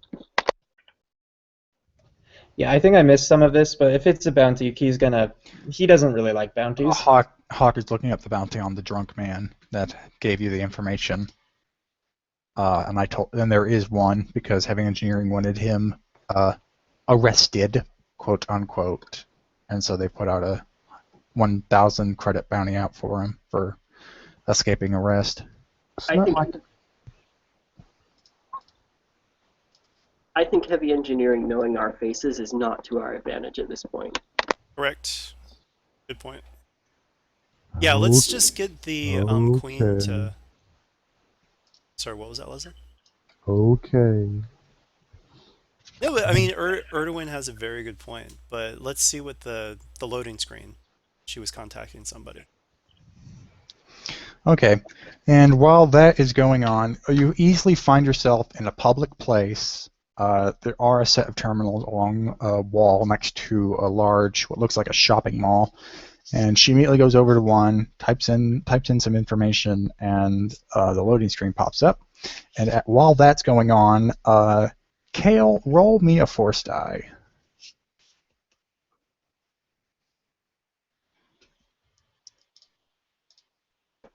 Nothing good.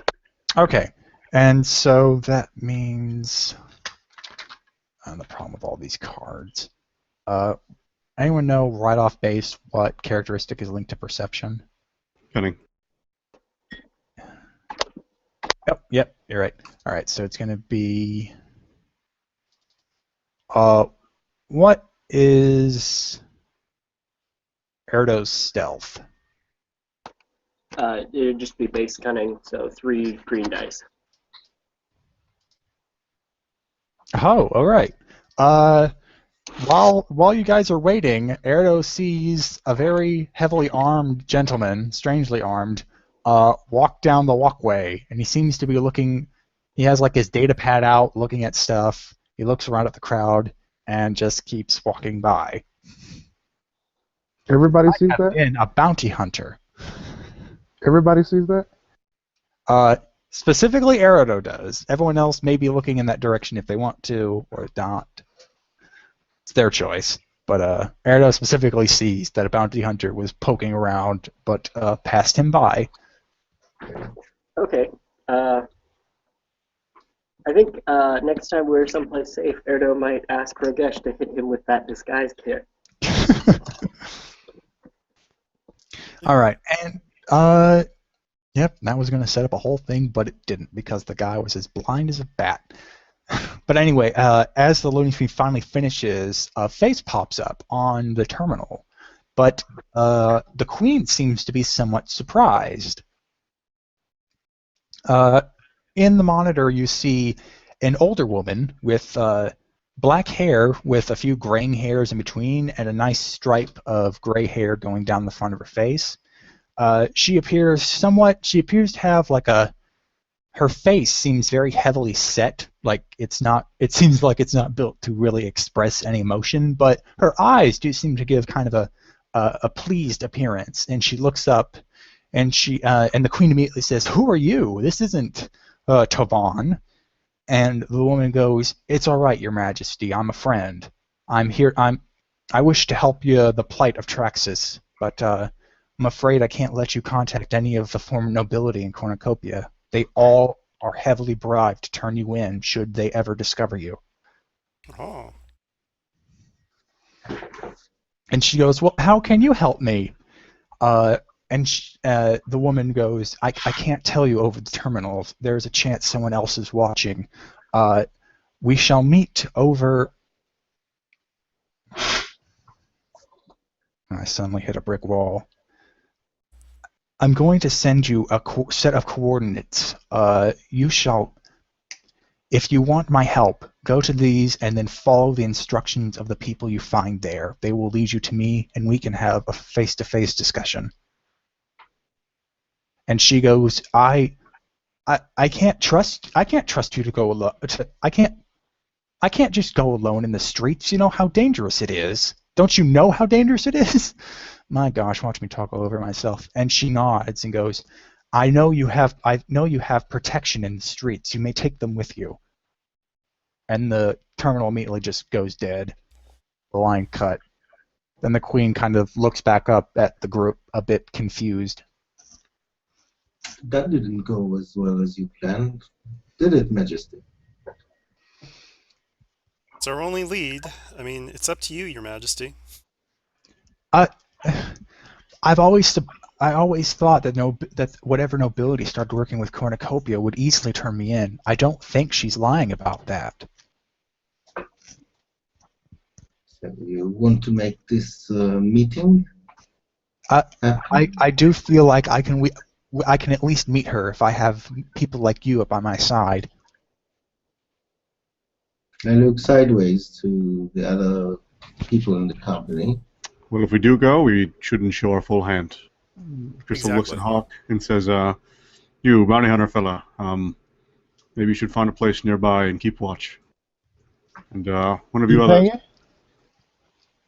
Excuse... Well, we're all being paid, buddy. Where? Who's paying us? They are. This lady, she's a queen, you know. So how much the job? What's the job? How much you paying? Look, calm Queen down. lady. Well, let's just do this. If you actually confront her about payment, she will give you an answer. Okay, well I'm definitely asking her. She looks at you and she goes, if you help me take back control of my planet, I will make sure whatever was found in that mine is yours. So you still haven't given me an amount. If it's rare enough to make these corporations fight over one another, it must be worth something. Oh. I'll hold you to that. All right. She nods a bit, actually a bit assertively now that she feels like she has to put her money where her mouth is. But have you decided how many people you want to leave behind so as to not tip Well, I mean, yourself? not so much leave behind, but separated from us so that when we meet her, we have, I would say half the team is out of sight, like Key, Hawk, and someone else, whereas Ragesh will be with her visibly, and whoever else wants to be visible with her. But, that Chris is way. going to go there. He wants to be up front when the talking starts happening. Yeah, same here. All right. Okay, I'll take the second group. I'll keep them company. Anyone staying behind? Okay, Erdo can stay with the first group. All right. Has everyone taken their places then? Yeah, Ragesh is with the queen. All right. Well, whoever is with the queen directly, they go to the coordinates, and it is just another one of those small shanty houses in the industrial sector. And the queen knocks on the door, and a very burly man, human, just opens the door, looks her up and down, nods, and then offers to let all four of you in. But once you enter, he quickly shuts the door behind you and points to what looks like entrance to the cellar. Ladies first. The queen I'm nods, joking. and oh, No, I don't want her to go first. Ragesh will kind of peek in first just to see. you open it up, and it looks like it's not really a cellar, but it is. It looks like an entrance to a tunnel, and there's no one in it. It is just like a bare Duracrete tunnel that Right. goes what looks like deeper underground. I'll slide down. All right.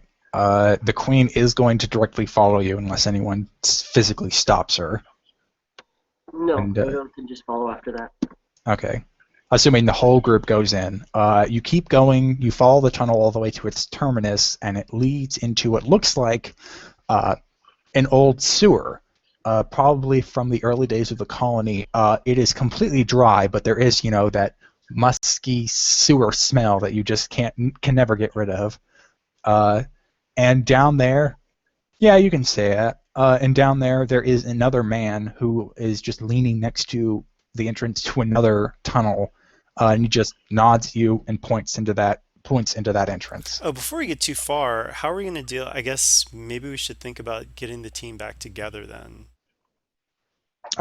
You've pretty much lost the other half of the team now. Okay. They can't get the guy won't let anyone else into the room, into that original building. Uh-oh. Okay. Well, in for a penny, in for a pound. Yep. And if you continue to follow the burly men's instructions, you find you're actually led down. You don't go any deeper, but you're led around what pretty much feels like a labyrinth until you finally end up what looks like at a medium-sized barracks room. It's basically a long rectangular room with sets of bunks after bunks after bunks, and near the back you can see a few assorted swoop bikes in various stages of repair.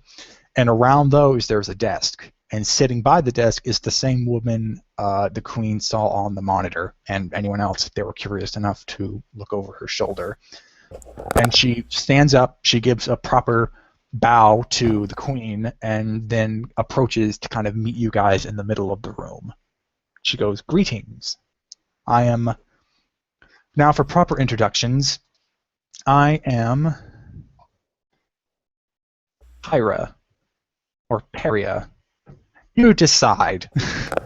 I'm going to go with Pyrrha. I am Pyrrha. Well, frankly, I'm an individual who's been trying to work against these corporations for some time now, especially heavy engineering. I've been following their interests in several planets outside the corporate sector, and the Queen kind of goes, "Well, why are you on Traxus?" She goes, "Because heavy engineering is here. I'm specifically here to make sure they do not complete whatever ends they seem to be working towards." Do you know what they found? As far as I can tell, it looks like they found some sort of ancient temple for force sensitives, if you could believe that. She kind of rolls her eyes dismissively. As far as I can tell, sorry, we do not. My gosh, us and we. It's like royalty. I do not believe that the temple itself is of any importance to them. However, it is filled with several unique artifacts that can carry a very high value, and some of them, I believe, are composed of special materials heavy engineering wishes to incorporate in some of their recent designs. In fact, she goes back to her desk and picks up a data pad.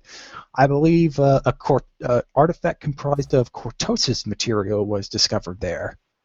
Oh ho.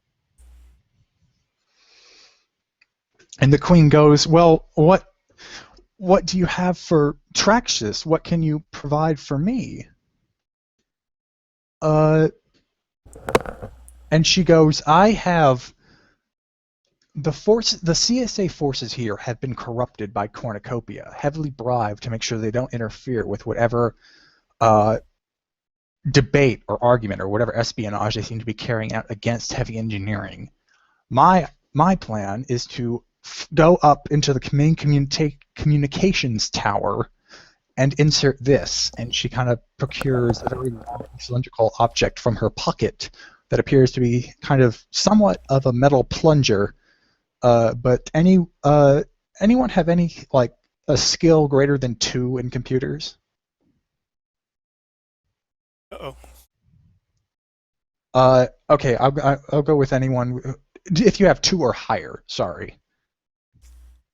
Nope, I only have one skill. Yeah, Key has 2. Yay. Okay. Key, you recognize that this is a data spike. If inserted into a computer, it can overwrite natural programs and supplant them with whatever ones it has in its own memory. And she continues, "If I can insert this into the main communications hub, I can disrupt the jamming that the CSA has been broadcasting, and through it I can send a message to more, what's a good word for it?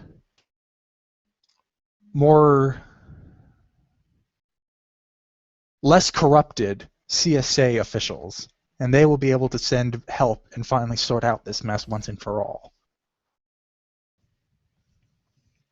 And the queen goes, "More CSA? That seems like it would just exacerbate the problem." And to that, Pyrrha goes, "I can make sure that these officials will not be corrupted like Cornucopia has done with the ones already here. They will be able to finally sort out proper justice, restore the old monarchy."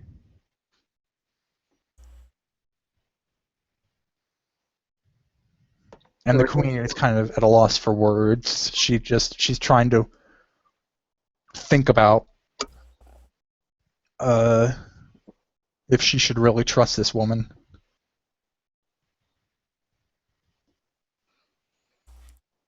If Key asks, she will let her.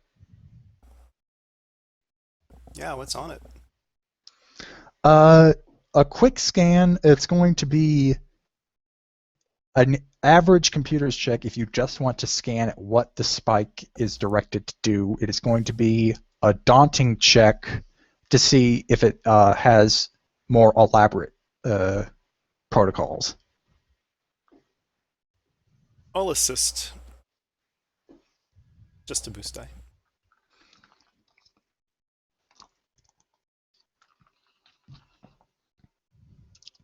Yes.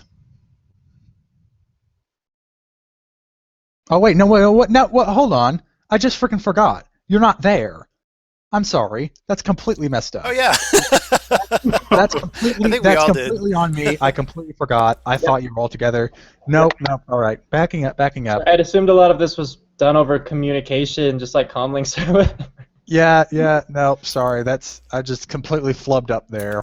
If anyone asks, she does explain that it is a data spike, though. So she'll tell you that it is meant to override all of the protocols the CSA filled up the communications hub with, which is why communications are jammed, because any long-range comlink have to route through the hub. At the moment, you technically are, because since they would need a long-range comlink in order to talk to you, and those are jammed, and you weren't able to follow them in. Yeah, someone can just talk to her now and maybe get us back together or something like that. So, Edo asks, do you know if there's any way to get back into the temple? You would need a large-scale excavation team working around the clock for about a week in order to dig the mine back out. Heavy engineering made sure that no one else would be able to investigate the temple as long as they held their claim. Although Cornucopia made sure to corrupt the CSA to make sure heavy engineering would not be able to dig it out by themselves. That's why the garrison's there. Are we absolutely certain though that they collapsed it all, or that seems kind of odd? And this is me as my character saying this, that surely they left some sort of access. Like, why would they? In other words, I think that it's highly likely that they've broadcast the fact that they collapsed the mines, but I bet you that there is still a passage in there. Well, it might be, but if there is, heavy engineering certainly hasn't made any moves to try and recover it. I've been watching all the teams they would use to enter the mine, and none of them have moved around the mountain. What about droids? All the the droids were the ones they used to actually collapse the tunnel in the first place. It seems like they caused all of their power cells to remotely overload. Well, I doubt that's a standard tactic for collapsing a mine, wasting a bunch of droids like that. Heavy engineering apparently wants to invest more in whatever they found in the temple than the droids. They're known to buy second-hand models. That's why they supplant their workforce with organic labor. Yeah, I think at this point it's just have to figure out we need to infiltrate heavy engineering just to get more information on what's what. I personally, Ragesh personally thinks that there's still access in there. I think we could find a way in. I agree. Yeah, Crystal looks at Erdo and says, "You seem to be up on this whole ancient mystery business. I think you and I together could probably get them to let us inside." Ancient mysteries are my specialty. Right. But are we going in without reinforcements? Oh, that's fine. As long as they think we're friendly, they won't. Well, they shouldn't anyway. Try to kill us. I have a heavy engineering covered from top to bottom. I don't know what else you would find that I already haven't. Oh, what would you Well, suggest then? Well, she's just gonna, still show the data spike and says, if I can disrupt the jamming, I can call for help. We can finally bring in better order into the situation that Cornucopia or any of the corporations can't bribe themselves out of. Okay, and this is, I mean, we're doing this at Heavy Engineering, right? Well, the main comm jammer is in the central tower. It's actually in this lovely tower right here at the top, the biggest one. That all the corporations used to have their office in there. At first, as a sign of their unity in the face of Traxian hardship, and she kind of says that sarcastically with finger quotes. But ever since they ousted the old government and started arguing amongst themselves, they separated into their own facilities. However, if someone didn't follow proper protocol, there could be data left in Heavy Engineering's old office. They wouldn't have cleared. Wow. Okay. Surprised they wouldn't have cleared that out, but They aren't the best. However, the head offices, if it has any data, it would be very out of date. Well, it seems like a place to start, anyway. All right, and then seeing that you seem to be a bit more invested in investigating Heavy Engineering side, she says, if I can... hold on, my phone just rang.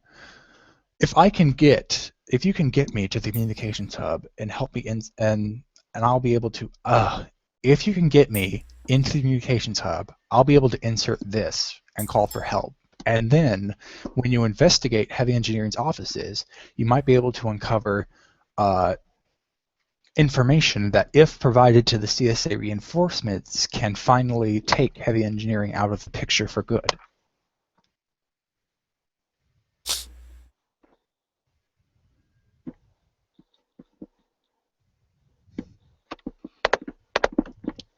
Okay, well, we'll give it a shot, I think. alrighty. Yeah?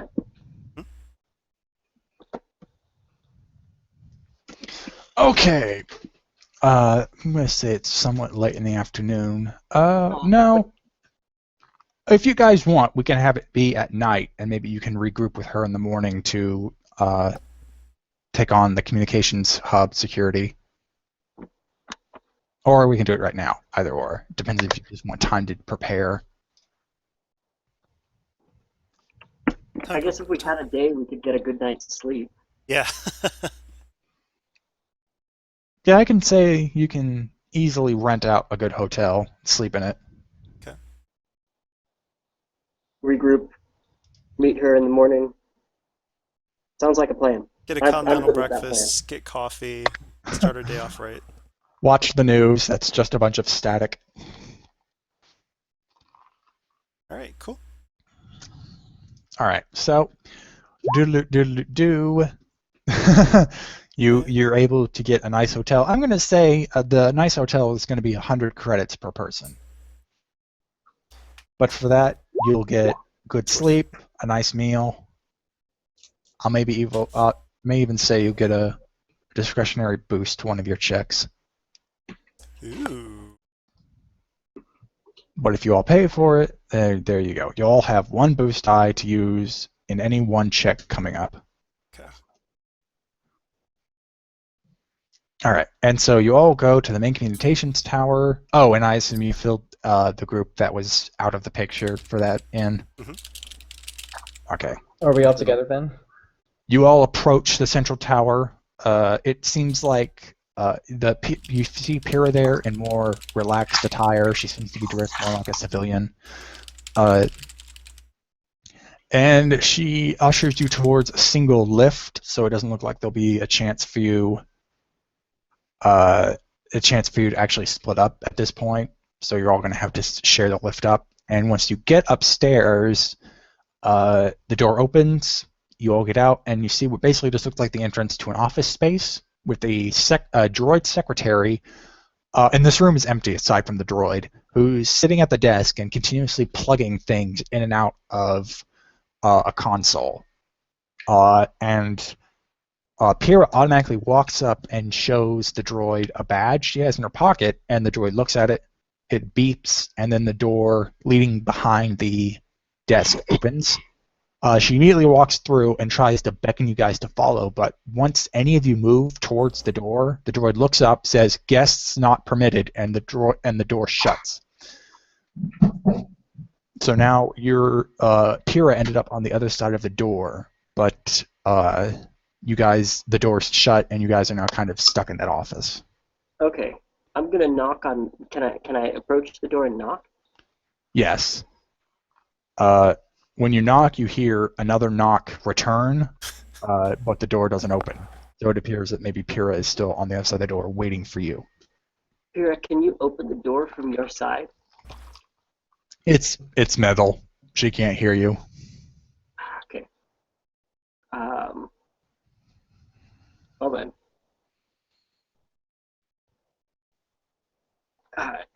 Excuse me, receptionist. How might I gain access? Access only for permitted corporate officials. And how might I identify myself as a permitted corporate official? I'm a senior ID vice badge president. required. ID badge required. Yes.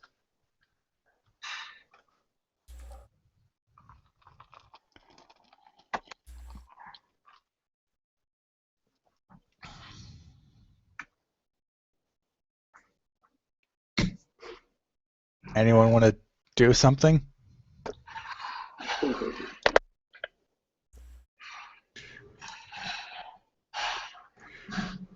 Yes, we were told the distribution point for the ID badges would actually be further into the building. The droid looks at you, thinks, beeps, thinks a bit more. All rooms past this facility are not originally cleared for ID transfer. So, actually, you know what? Hold on, let me just... my gosh. I'm going to say that is going to be a deception check. It's a droid, so I don't think it has that much willpower. It's going to be against... There we go. My gosh, it's all the way in the back. It is going to be... it's an easy check, but it is going to be with 2 setbacks, and I'm going to upgrade it with a red, which I'm sure you'll quickly downgrade. Actually, but you are going to have to deal downgrade with... deception with congenial. So Simple check. Yay. no, Well, I can't downgrade it. He just makes it 1 purple. Oh. It is going to be easy, but you are going to have to deal with 3 setback because it knows the layout of the rooms behind it. Can I give him skilled assistance? Yes. If you're able to give a reason why the droid would allow 2 people to give at that point. Sure. I'll just say, sorry, we are new employees from the corporate sector, and we weren't properly debriefed due to all of the issues that have been going on. And, so sorry that we don't have our badges, but we were told to come here to get them. Also, you flipped the light side when you did that. Oh, I did? Whoops. Yeah. So, skill for you, you have what's your cunning and your deception? I've got 4 ranks in deception, but only a 3 cunning. Okay. So I have 3 cunning as well, but only 2 ranks. So we'll just take your 3 ranks. Right? Yeah. 4 ranks. Oh yeah, 4 ranks. And then, alright. Here goes nothing. Okay.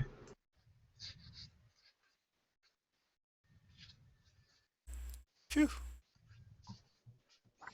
All right. Well, the droid immediately beeps and goes, reconnecting to main office. We'll update blueprint. We'll update, what's the good word for it? We'll update organization structure, and then the door opens, and you see Pyrrha standing by it, looking kind of impressed that you somehow managed to get the door open. She nods as She beckons you to continue into the next room.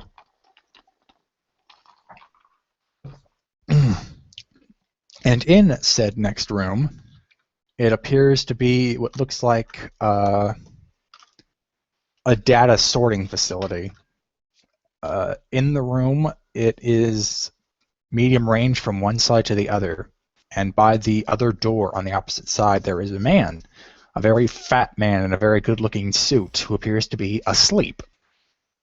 For the moment, the only other things in the room are just a bunch of droids in trenches built into the floor, and they seem to be busy with their consoles. If they did see you, they appear to be just ignoring your presence.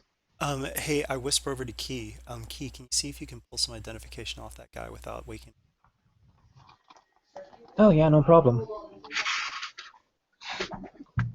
So, stealth? I'm going to say it's going to be against his what is stealth against perception or vigilance? I forget. Perception, right? Mm-hmm. All right, then it's just going to be a hard stealth check While he's sleeping?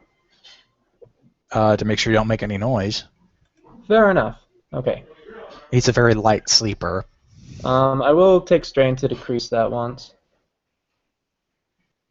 And... okay.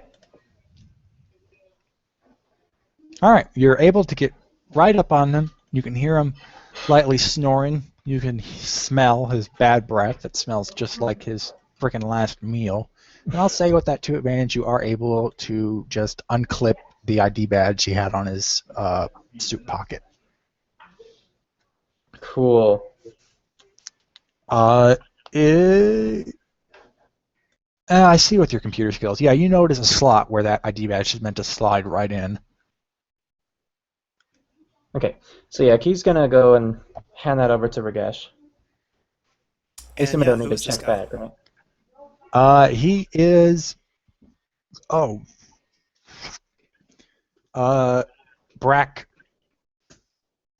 his name is Braxton. Is there actually a photo on this ID or just an ID? It doesn't have a photo. It appears to have some sort of holographic interface that might have all of the identity materials on it. Okay.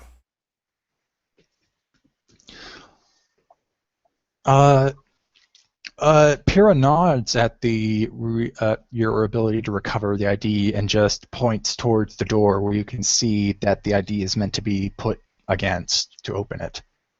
I want to do something though. I'm going to go over to Key and I'm going to slip him a syringe. And this is the neuroparalytic. And I just say, if you can stay with him, if it looks like he's going to wake up, jam him with one of these. Oh, okay, yeah, I can do that.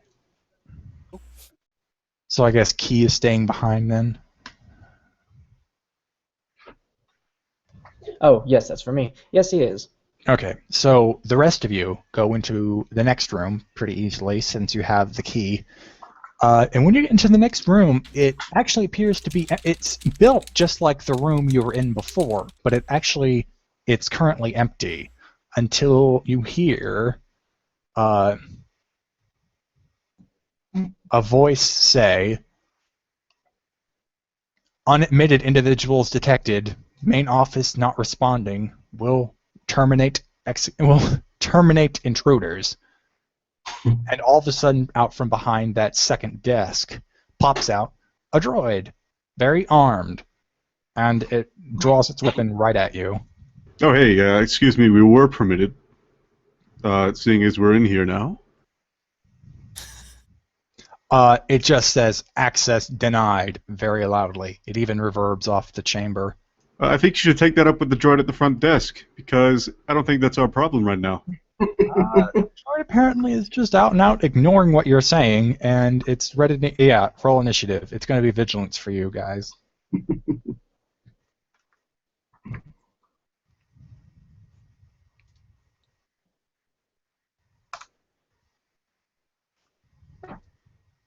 Oh my gosh. And the super fast droid that was already ready to shoot ends up at the bottom of the damn order. Ah.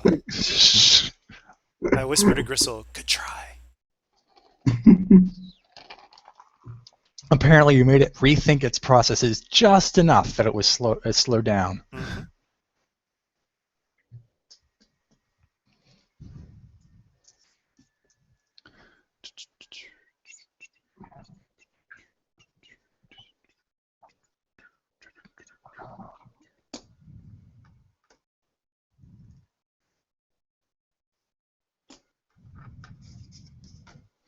Okay, so let me guess. All PCs and then NPC.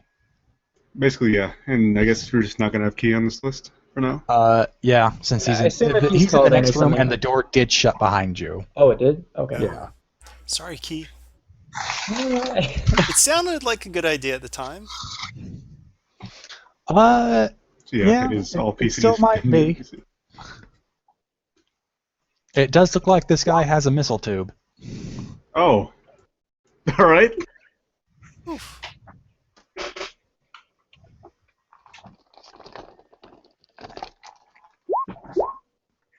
Yeah, make him drop it.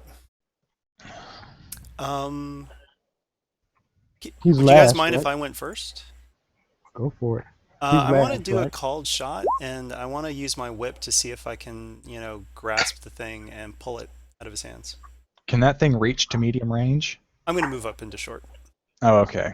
So I'm going to move into short range, and then I'm going to take a strain or 2 strain to get an extra maneuver to draw the whip, and then I'll use the whip. How does that check roll down? Is it just an engaged? Is it just a regular melee check? Yeah, it's a melee check, but it's able to be made at short range. So it's actually 2 instead of 1. All right. Go ahead and upgrade it. Right. Going to upgrade, and then let's see. I'm going to use 2 ranks of feral strength or feral frenzied attack. Sorry. So that is 2 more strain. I'll put the strain in my med thing in just a minute. So that's boop boop. Can't aim. And I'm actually going to use that discretionary boost for this, if that's okay. That's all right, right? Jack? Can you guys hear me? Okay, that was weird. I'm not sure why. If someone can do the plus and minus to bring that stuff back up. Oh, I was asking if I could use the discretionary boost for this. That one boost that we could use from the rest. Yeah, I'd say that worked, but also because you're actually trying to wrench out a built-in missile tube that's actually part of his frame, I'm going to add another 2 setback to that. Oh, okay. Because it's going to be a bit harder to wrench out of them than just take it out of someone's hands. Right, and it's also a called shot, so that's 2 more setback. Yeah. Yep. Okay. Does it have any armor? Yeah, it actually does have one. Actually, no, it doesn't have that defense. Never mind, because this is still a melee attack. I think I already upgraded though, didn't I? Yes, you did. Okay, so I'll take that one back. So actually, that is cool. I'm at 4 yellows, so let's hope this works. So does not, but triumph. Can we say that I didn't yank it out of his hand, but my whip is actually wrapped around it right now, so I can maybe try on the next round? I was gonna. It's either that, or I was gonna say that you did lick it, and so the missile tube it's damaged. It would probably be unwise for it to fire it. Well, it's a whip. I don't know if the whip would actually damage the missile tube. Yeah, you can just lick against the wall and get a crack. Okay, I'll say that that's what happens. Well, it's that longling whip, isn't it? Lunging whip, yeah. Oh, yeah. I'd say that would at least, short circuit it or something. Okay, sure. All right, next PC. You can all pretty much go before this thing has its chance. A poor devil. I'm gonna enter into melee, so if anyone wants to take a ranged attack at him, go right ahead. I will. He's at medium right now? Yes. Oh, actually, you know what? He has adversary too. I forgot to make you upgrade for that. Nah, whatever. Time has passed. Thank you. So the gun is not. What other weapons does he have on him? It's holding a light repeating blaster, but it does have a lot of items that appear to be built into its frame, I see like a missile tube. a missile tube. So does it have any missiles in it, or? I don't know. Do you want to let it try? Yeah, Look down the barrel. Yeah. We'll look down the barrel and fire it and see if it works, right? I'll make a call shot to shoot down the barrel. You can all act before the droid. It's apparently not that vigilant as one would hope it would be. What is the difficulties? 2 red. That's it. What kind of attack are you making? I guess I'm doing a called shot to see if I can shoot down the barrel. To see if I can hit this. Yeah, medium range. That would have the 2 setback die for the called shot, and yeah, 2 reds for the adversary. I thought if you called shot twice, aiming twice, it knocks it down to 1, right? 1 Oh, setback. I didn't know you were doing that. Yes. Yeah. And then I've got column, so that would get rid of that. Oh, wow. I feel sorry for this missile tube then. But yeah, it is still going to be 2 red. All right. Quick question: if a missile explodes, is that engaged or short range blast radius? I forget. I think it's short. Ooh, thought it was Actually, short range, dude. I think it might depend on the missile.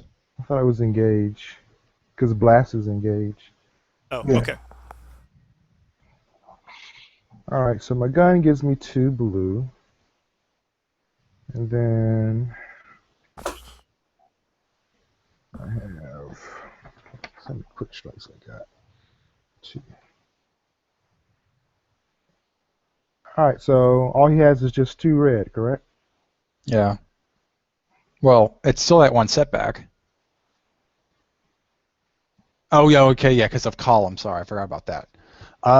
For advantage, you missed, but you can do something with that. I'll do blast. How much damage does that would that do? Just 5. All right. The shrapnel just bounces off his armor. Okay. And I'll use 1 to take back strain. Yeah, it just stands there with the explosion behind it. Looks really cool. All right, next PC. All right. Before Tenor moves into melee, Gristle's gonna pull out like this sort of pen-like syringe from his pack, and he's gonna like hold up a second, get a load of this shit, and he's gonna jab it into his arm. Not even asking. All right. Would you think he would resist that? The person being injected? Oh yeah, Just who was imagine if- injected? It's Tenor. Oh, Okay. Yeah, Tal, do you think Tenno would resist a syringe suddenly being jammed in his arm? No. But what kind of fluid do you have inside? We'll find out in a second if you don't resist. Okay, take your best shot. Oh wow. So that was a stim application. So I don't know what you want me to do with those 2 triumphs. Triumph is brawn by 2 more or 1 more? Well, do you have Supreme? No. I just have the basic. For the Triumphs, I'm going to say you're going to have it for 2 more encounters. Okay. Wow. There you go, buddy. So yeah, that's your brawn. Your brawn's up by 1 for like 3 encounters now. Wow. Gonna feel super strong. Okay, so the brawn just got raised into 5, and I'm thinking, is that advanced or improved or regular? That would be regular. So it'll be 4 strain base. I don't know. Can I use the 1 advantage to reduce the strain by 1? I don't know. Yeah, I always thought about that because we did it before, but it seems like that was meant to be used against involuntary strain, which I guess on his account really is. So yes, 3 strain. Sorry, I had to have that little dialogue with myself there. Okay, so taking 3 strain.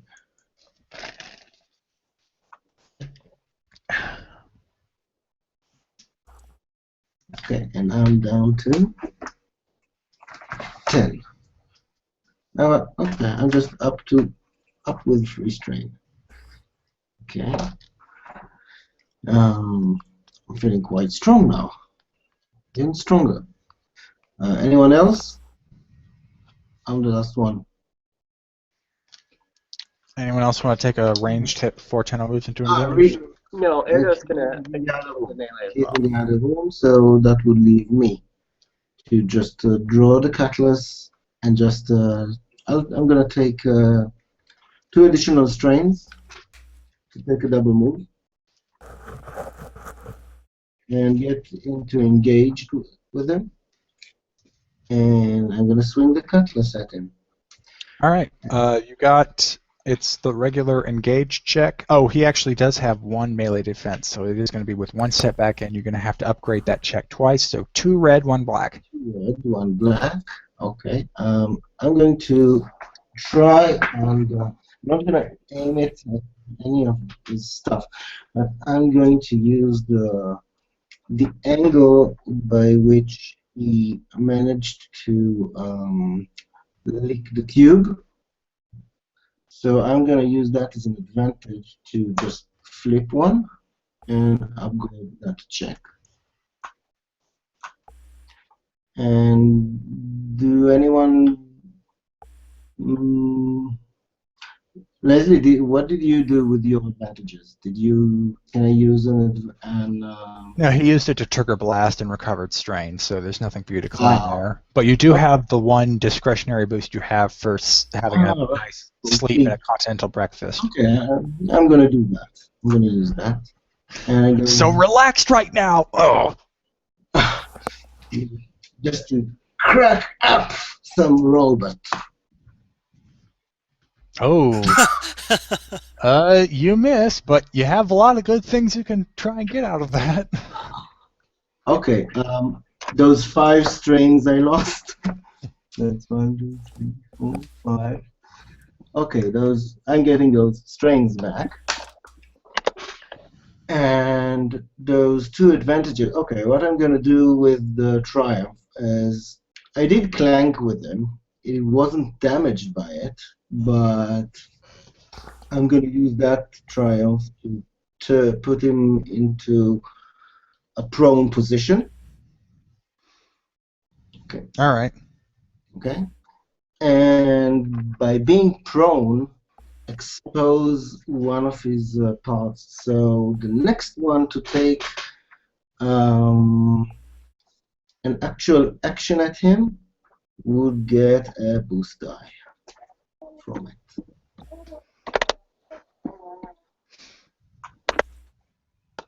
Okay. Can Erdo go? Yes. Last PT slot, I think. Yep. Okay. Everyone else went. So Oh. Robot's at medium range? Yes. If you were starting at the door. Yeah. Okay, so Erdo will use 2 strain to make 2 maneuvers to approach, and then he's going to try and punch it in the face. I'll use my discretionary boost, the boost from Tenno, and the boost from Prone. I've got an extra setback. Okay. That's just 7 damage, and I'll pass a boost die to the next player by, I don't know, maybe Erdo punches one of its joints and it's not able to move quite as well. Actually, when you punch it, you feel that all of the force just is absorbed by the plating. It doesn't seem to move. It's like you just punched a statue. Okay. I'll use the boost to maybe grapple it a little bit to get to give it a setback to its next attack. Key, go ahead and make a hard skullduggery check, unless you want to inject the guy with that paralytic right now. Use that as a failsafe, I think. You can probably do it, and then if he starts to wake up, jam him. All right, it's just going to be. Let me just check. Just another hard check, but I'm going to upgrade it once.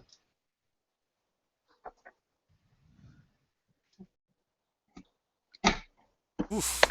All right, you fish it in. I think for just that one threat, you can take it as strain. For that, you are able to fish into his pockets, and you come up with his wallet, which has a nifty 200 credits in it. Looks like this guy might have wanted to go clubbing before his shift ended. All right, and now it is the droid's turn. Oh no, that gets rid of all of them.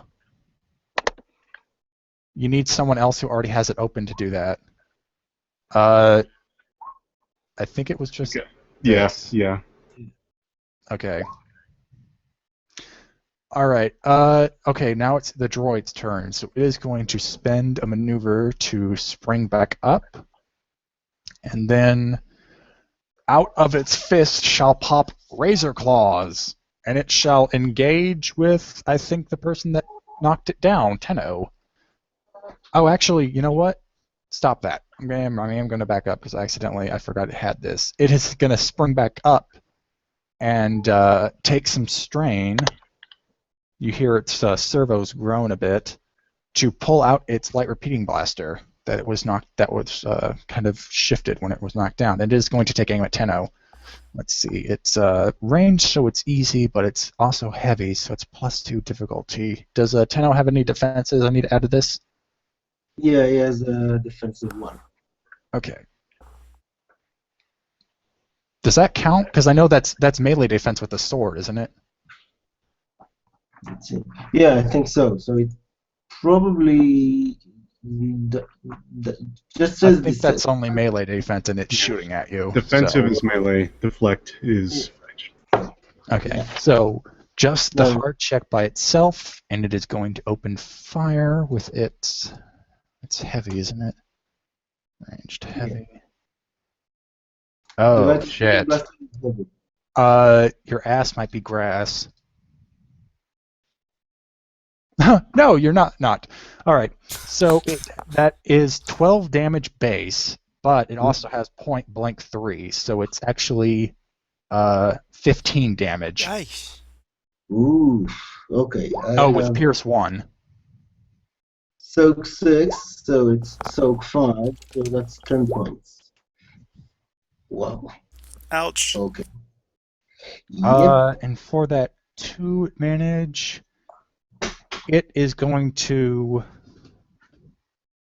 Okay, it is going to back up and put everyone in short range now. Everyone is in short range of the droid, regardless of where you were standing, because it's moving away from the people that were engaged with it. Okay. All right. So glad it got a turn. And it actually injured someone. How nice. Anyway, it's back to the order, and all the PCs can go. Do you guys mind if I try to immobilize it? Just so it can't keep backing up and putting people in short range, so at least it has to stay in engage range with you guys. Sure. Hey, before you go though, I just want to take the first turn just to get something going. Absolutely. It'll help us, trust me. Yeah, go for it. So yeah, Gristle's just gonna sort of still kind of go back to it. He obviously does not want to be anywhere near the line of fire of this thing. But he's very encouraging. He's like, all right, it's just one of them. Don't worry, we've got him. Just stay spread out and make sure he doesn't get a beat on you. So that'll be inspiring rhetoric, because that's super inspiring. I just need to make sure what my leadership is. Okay. Inspiring rhetoric is only average.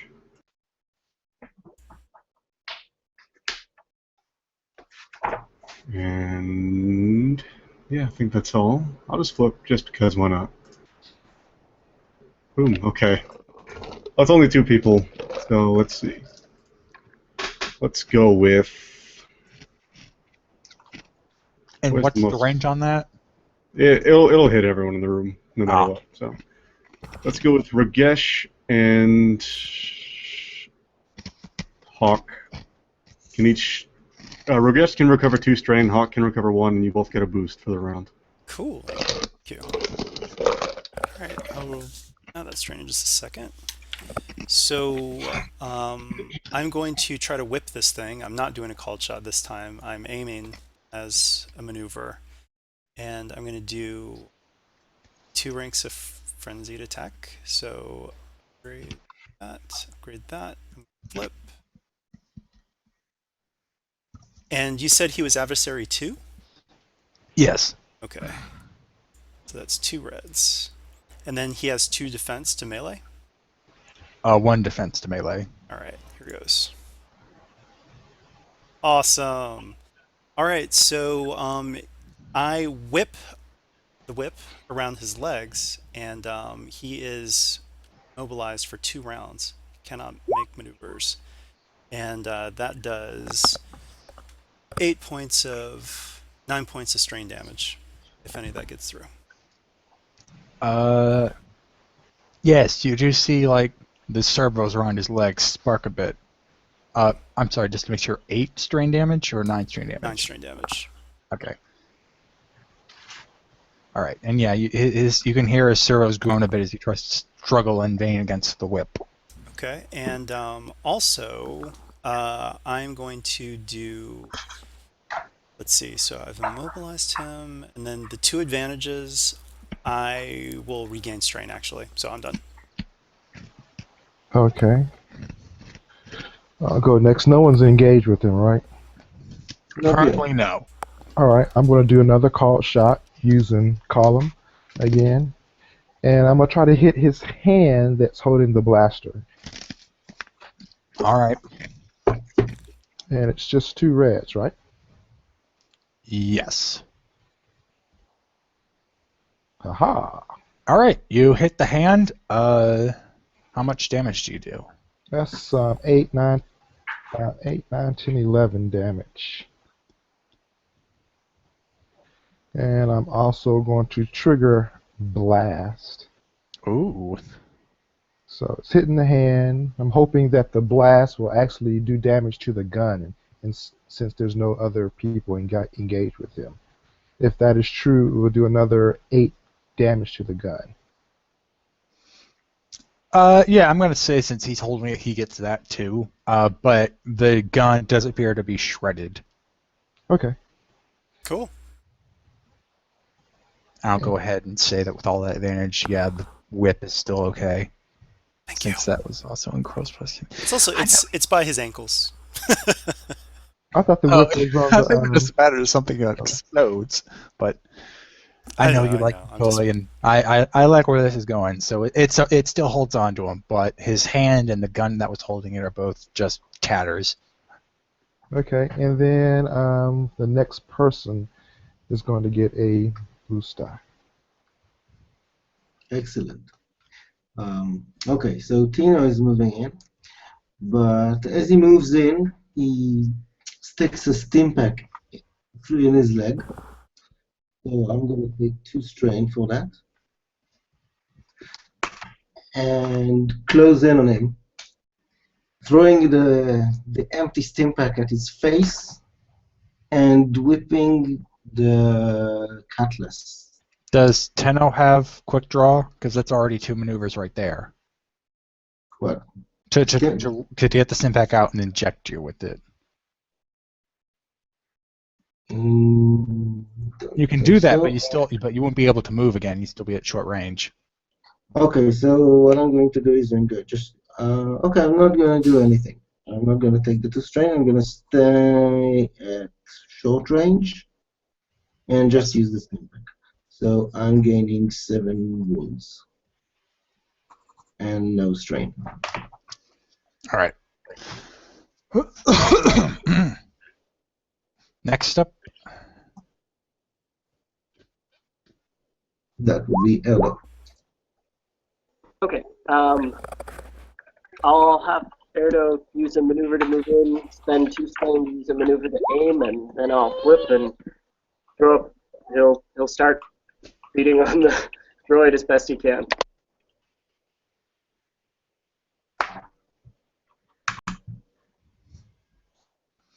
It's just like punching bricks. Oh, you all. Darn, I was hoping to get another boost too, but never mind.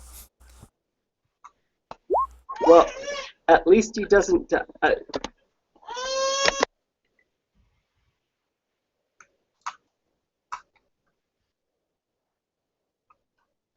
Sorry, baby. Erdo has to roll at least one light side pip to be able to use those. So I'll just give the droid a setback to its next attack, just trying to knock its weapons out of the way. All right.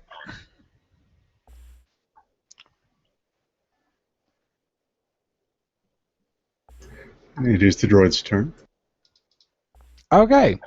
While Erdo did punch its arm kind of out of place, it is able to wheel it back around and aim its built-in blaster pistol at the Rogesh, who it recognizes is the one keeping it from being the most mobile thing in the room.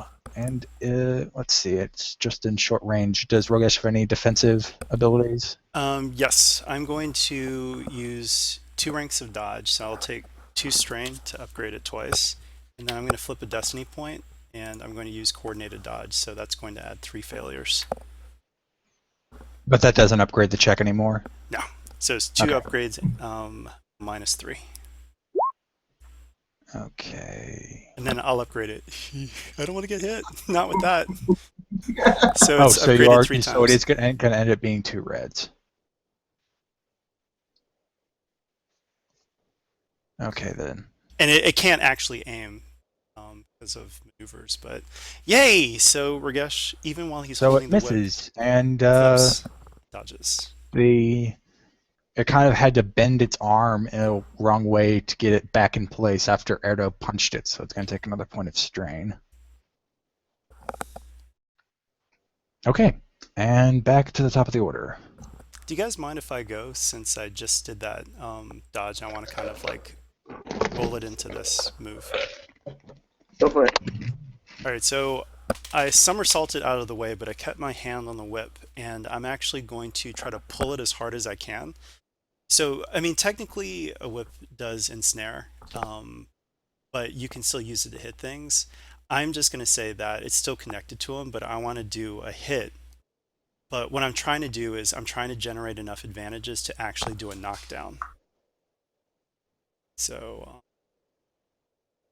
it's, I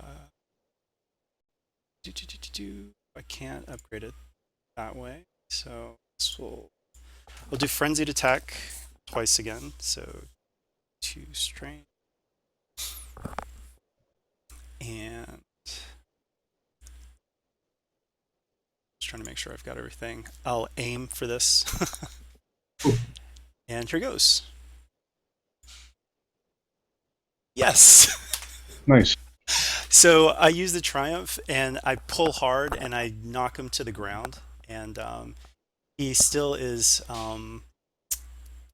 ensnared as well for 1 more round, so he will not be able to get up, and that does 9 points of strain damage. And I will take that as strain. I'm a little bit exhausted here. I'm done.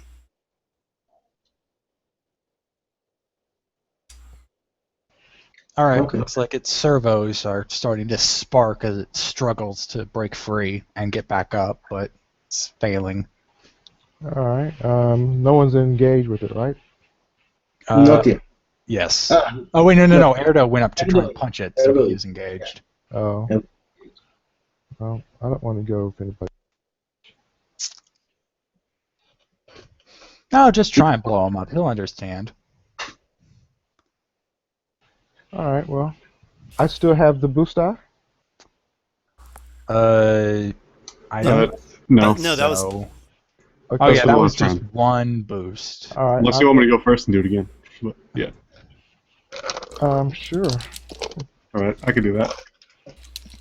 So yeah, seeing Rogesh like pull this thing off of its feet, just like, damn, I guess this will be easy after all. Just clean it up and we'll get on with this. Kind of raise everyone's spirits, even though that we're not, in imminent danger because this thing still has explosives on it and stuff like that. So let's just hope we can all conveniently ignore that for a moment, and maybe someone can heal some strain. Yeah, so I'll just use that on Hawk. Hawk can heal 2 strain and gets a boost. sweet. Can you split it up? Can you give me the boost and give maybe someone else a strain? No, the boost goes to whoever I affect with it. Okay. All right, I'm You going want the to. boost? So. Yeah, I want to do another call shot on it.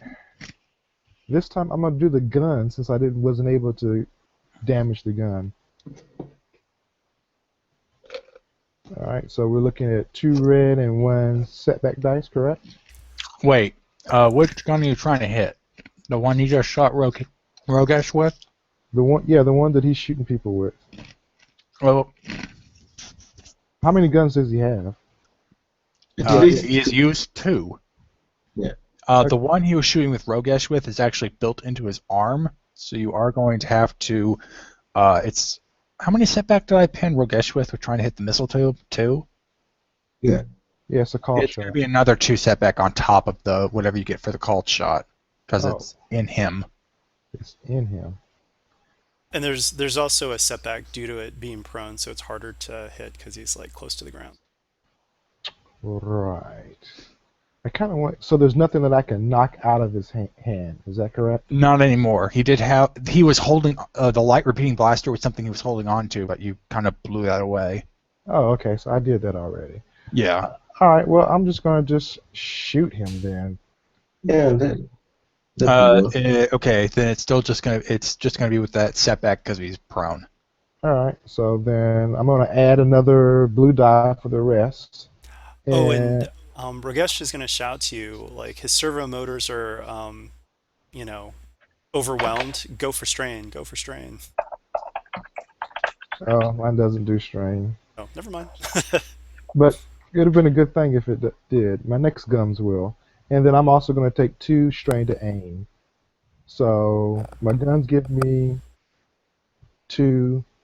I'm taking 2 to aim. Nog gave me 1, and I'm using the 1 for sleep. I mean, not Nog, but dang, who gave me 1? I did. Gristle is his name. Gristle, I'm sorry. Wow. A lot of successes. Yeah, so that's 18. Actually, hold on. I need to do math here.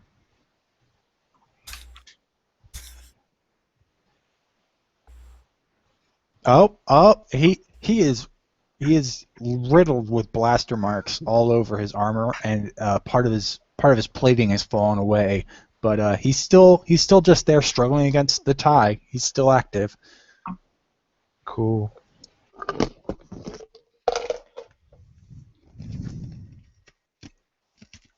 Oh, you know what? I forgot. He has ranged defense. You only rolled the setback for his proneness, so just roll 1 more black die by itself.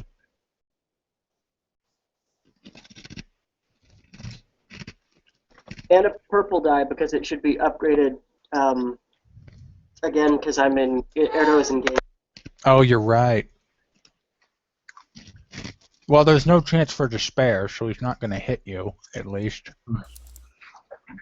But it could get failures or threats. Yep. All right. So it is slightly less damage, but it is still.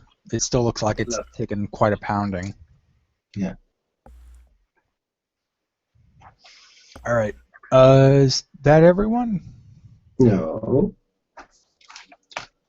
Yeah, Tenno and Erdo are still yes. available. So now I'm closing into engaged, and I'm going to try and drive the cutlass right through his arm. All right. Yep. I with all that pierce I know you have, you just stab it right in the face, and it shatters. Nice. It suddenly stops moving.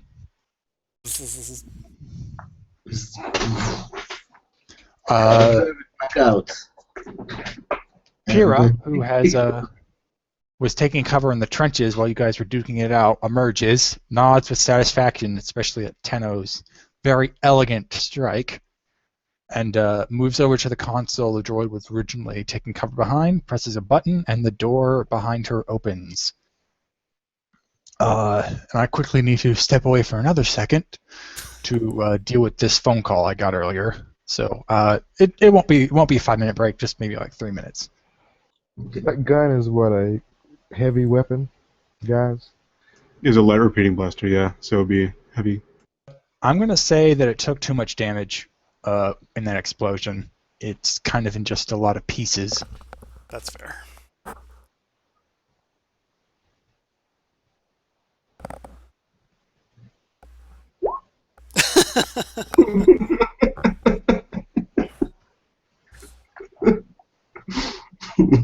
I totally thought the dude was gonna wake up and all hell would break loose, so thank you for your patience, Key. I mean, I guess I got 200 credits out of it. That is true. Now I've only spent 7,800 this mission. Whoa, what did you... You Oh, both because of the... witnessed him. A whole crate of it for some reason. Wow.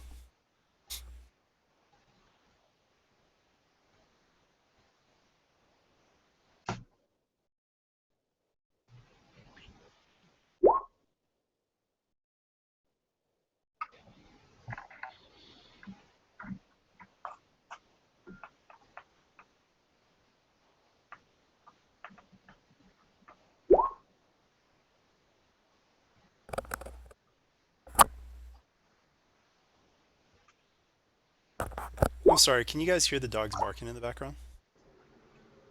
Not really. Nope.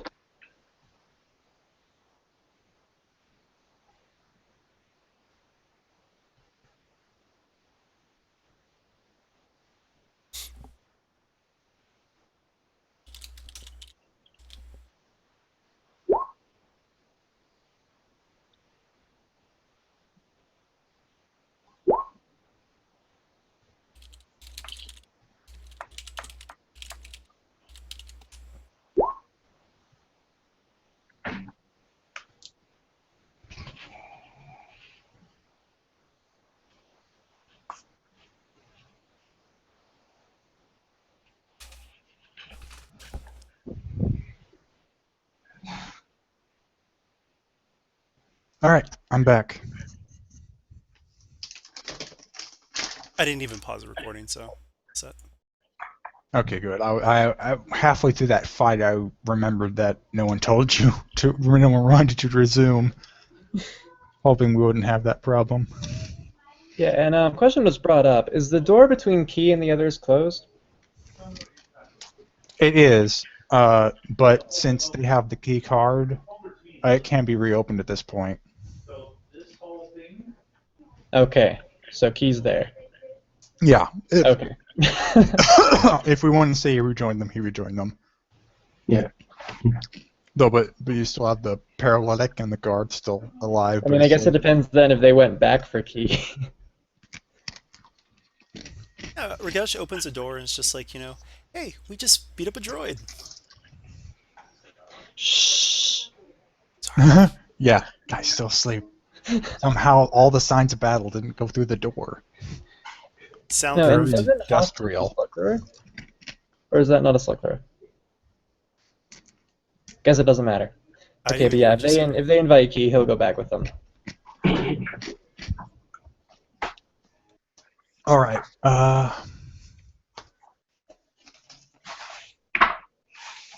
Everyone back? I know I called break, and it's still like a few minutes. Yeah, I think we're all here.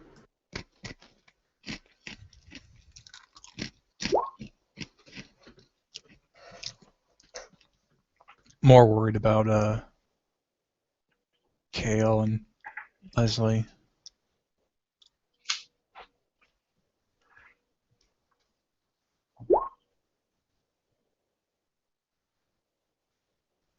All right, now just for Kale. Sorry, did I miss something? No, we were just making sure everyone was back before we continued. All right, so that is everyone. If see Tal's just in his chair. Yeah, I'm still in a match. I'm just reading something. Well, Just I want to make- make sure that this guy sleeping doesn't wake up while we're doing all this, so I'll actually look at Key and kind of like gesture with my eyes, like just go ahead and stick him so that he stays asleep. Alright, in that case, Key will just go over and do that. Does that require a check? Okay. No. Cool. He's asleep. Okay, can I do a medicine check to see if I can treat some of my wounds after the battle? Yes, but it is harder to treat your own Yeah, wounds. I should Right. probably do it for you in that case. Because it increases the difficulty by like 2 if you do it on yourself. Yep. Right.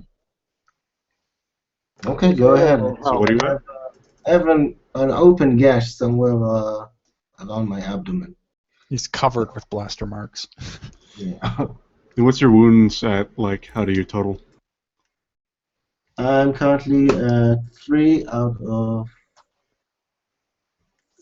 14, I think. Oh So yeah, it's if just you one. use the med thing, it'll just boom, put the difficulty right there for you. The medical tab. Just for It's just future going to be reference. easy since it's less than half. Yeah. Yeah, so it's, yeah. Yeah, it's less than half. Yeah, All so right, it's 5. go So back, It's, and you got. If you had an inch drain, you can remove 2. Yes, you can do that as well. yeah. If any of you want Okay, to roll discipline, to thank you. That will take care of all my wounds. oh, cool, right? Yeah.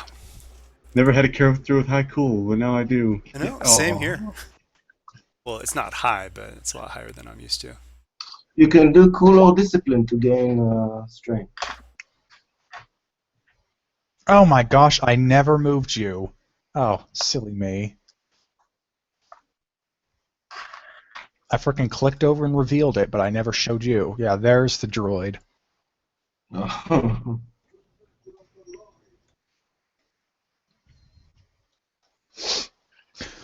Oh my, silly me. I knew I'd do that one of these days.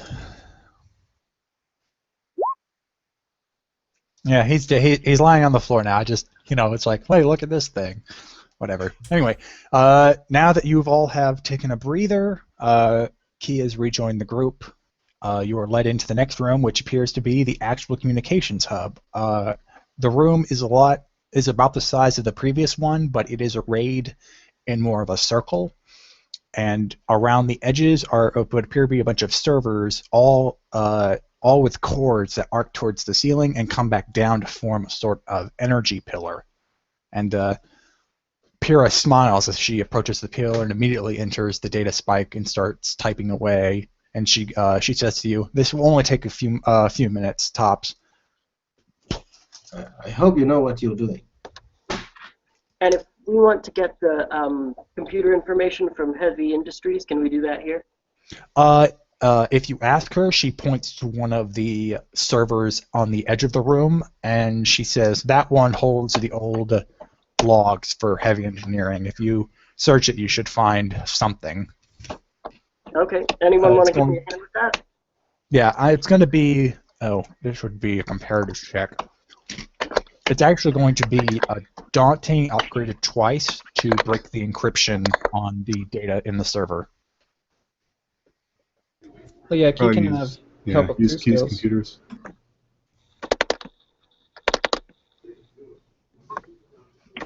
And if that's slicing, we get boost. Ooh. Oh. All right. Roll here. As you're slicing through the data, you are able to discover that heavy engineering, like Pyrrha said, me and names, like she said, they did actually find what they say is a Jedi temple, and within it were several important artifacts composed of rare minerals that we could use and combine with our own processes to create several new and important things, with a list of them below. You find a few schematics. They're mostly secondhand stuff meant to strike a market in a few in the Outer Rim colonies. But you do also find that the profit that heavy engineering has been making off of their Traxian factories hasn't been funneled. Actually, hasn't been funneled as profit. It has been given to several. It's been given to the syndicate, basically. It's been given through several fronts to notable ganger facilities, and it's basically it looks like Heavy Industries has been paying the syndicate.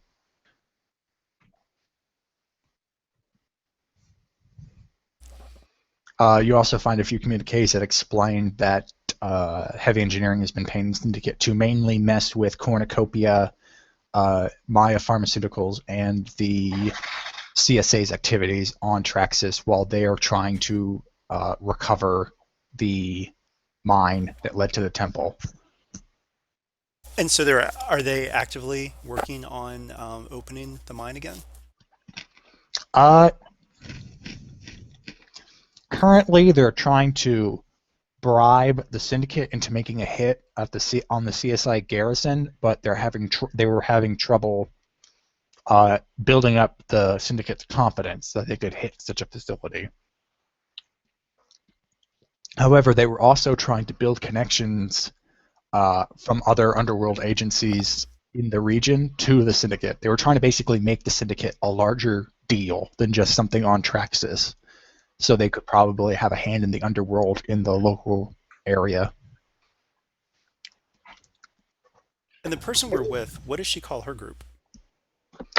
When you ask her, she just says she's affiliated with the CSA and just is kind of disgusted with the corruption that the local authority has been put under. All right.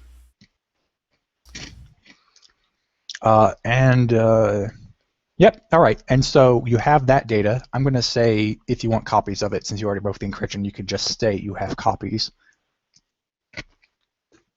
Anything I should do with the threat or despair? The Triumph was the stuff about heavy industries and their relation to the syndicate. The despair, I'm just going to tuck that away on this little piece of paper right here.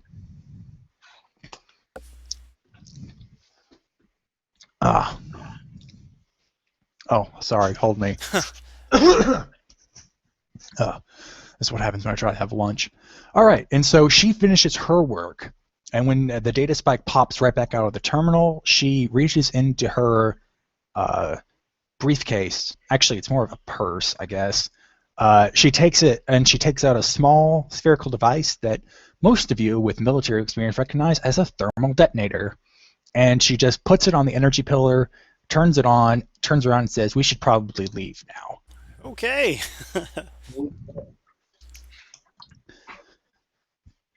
All right, and if there are no objections, you all quickly leave the communications hub, the room that you killed the droid in, and you just pass right by the now paralyzed bureaucrat, and the droids at their tables just seem to completely ignore you, including the secretary, as it apparently still hasn't even updated its own software yet. And as you go into the lift, Erdo will suggest to the droids they might want to leave. the droids outright ignore you. If you want to rally them, No, actually no. It's just a courtesy thing. Yeah, they don't even acknowledge your presence. But you all usher yourself back into the lift, take it down, and it actually takes a bit longer to get to the bottom of the facility because the elevator seems to have slowed down. But once it does finally exit, you come out to a scene that looks like it's just complete chaos. All the civilians that appear to be working around the central tower are gone, and all you have are a bunch of low-wage workers and bureaucrats running around rushing their data pads to big storage facilities and just breaking them against the wall. They appear to be trying to remove all of their files. And as you exit the tower proper, you look up to see several squadrons of TIE fighters flying around the city now. Looking even further up in orbit, you can see through the haze of the atmosphere an Imperial Star Destroyer parked over the city. Well then, so watch your ship, right? Let's maybe not stick around too long. And you notice that Pyrrha quickly leaves your group. She is now at medium range and quickly running away. You can see a Lambda-class shuttle actually fly over your head and looks like it's going to meet her up. And I think we all know what that means. Yep. Yes, let me go ahead and cut to this. And this time I'll remember to move the damn banner. Y'all don't want me to shoot her.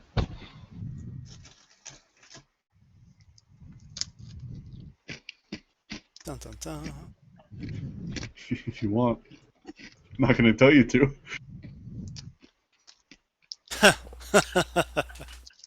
I think, let's not waste any time and just get out of here. You know, there are people running all over the place. There's chaos. I wouldn't draw any attention to us, by shooting at somebody. No. We'll get one next time. One moment, please. All right.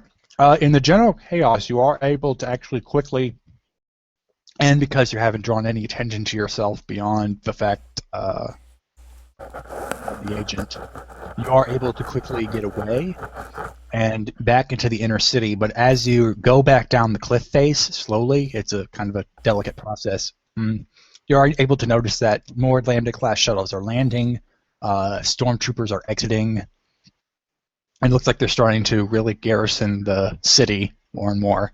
But you're able to get to the industrial sector before they do, and so getting to the Sunflare is actually pretty easy. All right, and so you actually do make it to Sunflare. The Queen is actually on the Sunflare, knowing where you put it, and she's pissed. She kind of rails against you because she kind of knows that you were the ones that probably did this, especially when Imperial comm chatter started coming over all the frequencies once the communications tower hub was destroyed. And so she actually runs up to, I think it was Rogesh, and she kind of wails on him, but because she's both a woman and very dainty, it just kind of bounces off whatever armor you're wearing.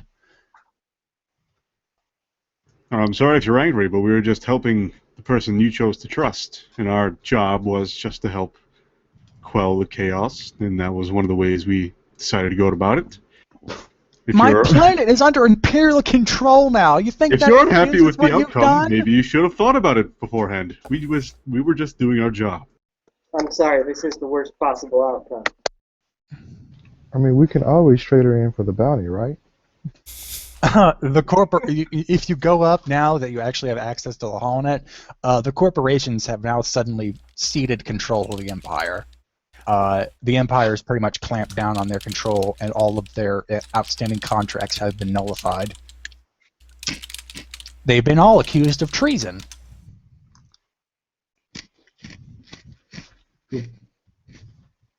Yes, you can actually get on the Sunflare right now and leave. Do you take the Queen with you? It'll be very easy to keep her from not getting on. Erdo will ask if she wants to come with us or if she wants to stay and fight. She looks back, seeing more and more of an Imperial presence grow around the city, and she looks at Erdo, who seems to be the one who understands how shitty the situation's actually become, and she goes, I will save my planet in exile, and she nods as she tries to board the Sunflare. And then, just kidding. No. Push.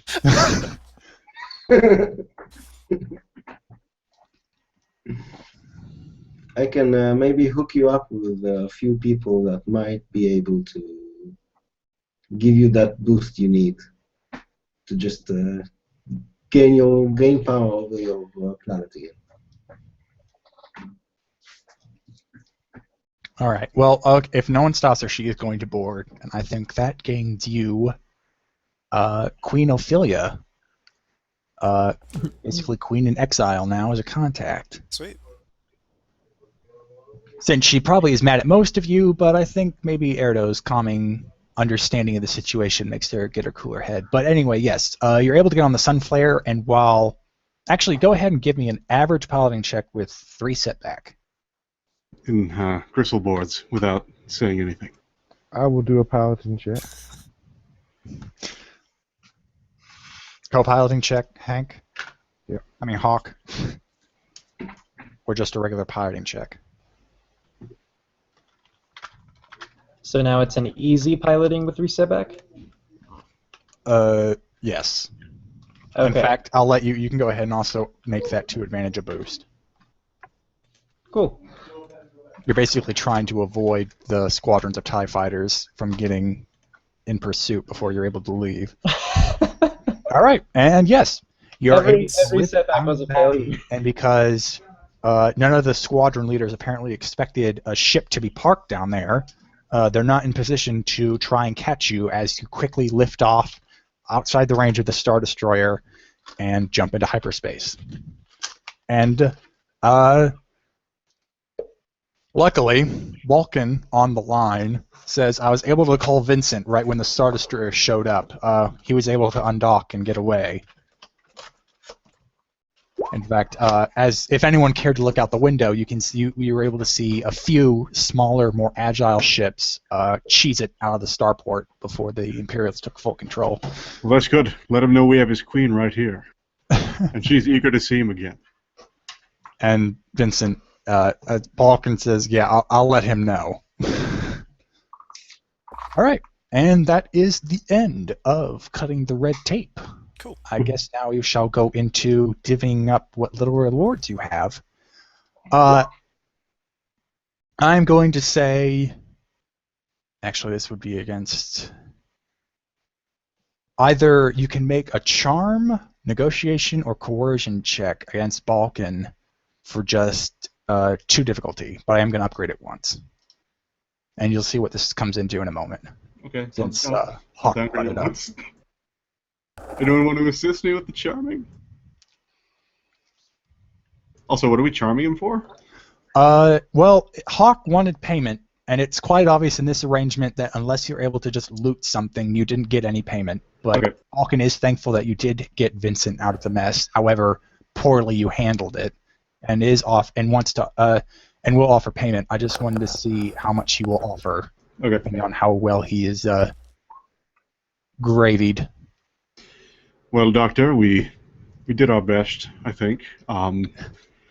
It's hard to say this outcome is particularly favorable for anyone, but at least now we know where the allegiances of this planet lie, and we have someone in our pocket now who could potentially help us in the future. So, it may not be what you wanted, but it's something. Frankly, I just wanted to get Vincent out of that mess. What happened to this planet was frankly none of my concern. Oh, come on. Oh boy. All right. Well, he's not going to increase what he was offering. Everyone gets how many? All right. Everyone will get 600 credits. Erdo will turn it down.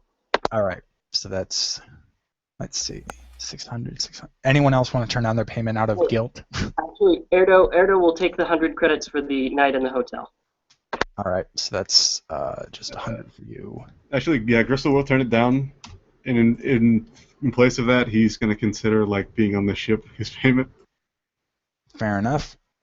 Hawk obviously isn't going to turn down whatever little money he can get. All right, I'm actually going to subtract this from Balkan, so I just want to make sure I get the math right. Yeah, he's trying to figure out how he can get everybody else's. Yeah, you know, as a new member of this crew too, Ragesh wouldn't feel right taking money from another team member. So he'll ask for the 100 for the hotel, and that's it. Okay.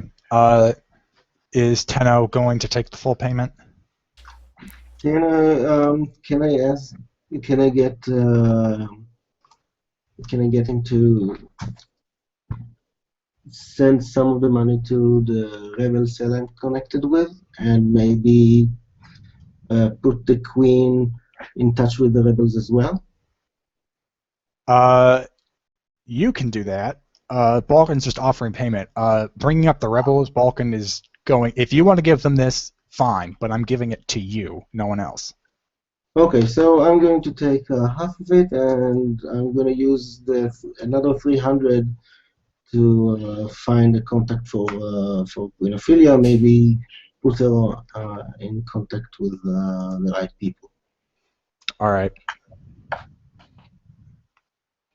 So I added only 300 credits.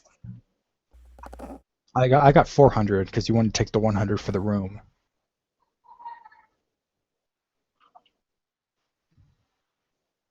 You wanted 100 for the room and then 300 for the queen? No, I already subtracted the 100 credits for the. Oh, okay.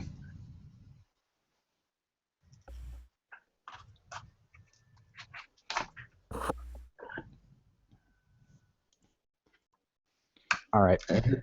Yeah, I All right, started. and then you have so it's I got 17,000 total credits total payout for all of you.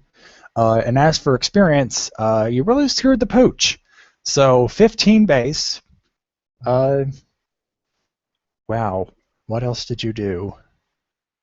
All right, throw some moments at me. I'll consider them for XP bonus. So, I'm sorry, what were we supposed to do?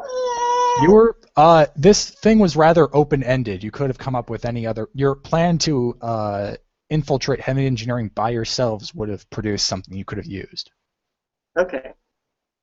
Oh, I In mean, I fact, the kind only of reason felt that. this plan popped up was because of Key's double despair. It got you on that agent's radar. Okay. Because I kind of felt like, I mean, that's what I definitely wanted to do, but I almost felt like you were leading us away from it, on purpose because like, there was some story element that you didn't want us to get into with that. So that's why I didn't pursue it any Yeah, further. actually, when we were going to the tower, I didn't expect that she would even be going with us. I thought we were going to go alone, and she Well, just wanted us to use she didn't let you have the data spike. That was the thing. Oh, well, I felt like that should have been negotiated then, but it doesn't matter. All right, so you get the 15 base, but I will give you a few bonuses, but I just can't think of any moments out off the top of my head. Well, The drunk. I would Leaving say the. getting the queen all gussied up and looking different, so that she could walk around in public without anyone noticing. Yeah, I'll give that 1 XP for a bit of that kind of foresight, because I was going to throw something at you if you didn't dollar up. Okay, sneaking out the drunk and defusing the bar fight. I mean, Oh, defusing yeah, Yes, yeah. yes. Completely ending that bar fight before Yep. it even started. And even getting the Turned Oceans guys to kill themselves. All right, so that's 2. I'll give you 1 more for good RP. And I'm thinking maybe that moment, like Erdo brought up with, like Kale brought up with getting the drunk out because of scaring the guys away with disease.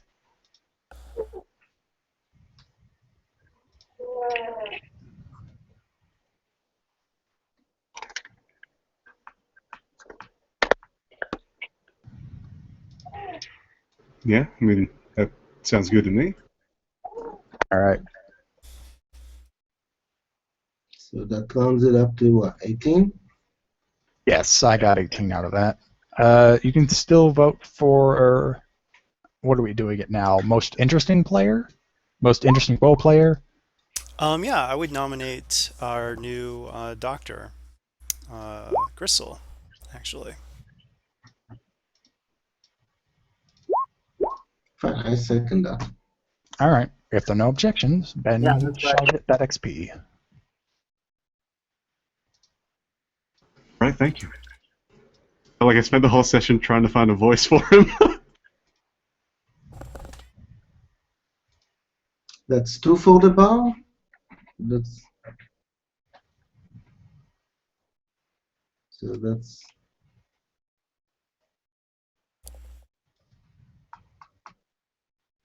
So yeah, Jack, is that right? What Erdo put? Uh, negative 5,000. Where? He's How counting did you when lose he all that that was money? the purchase, but he's asking about the Oh. purchase. He's asking about the 19 XP. Oh, no. I was offering 1 for each of those, so only 1 for the bar. Oh.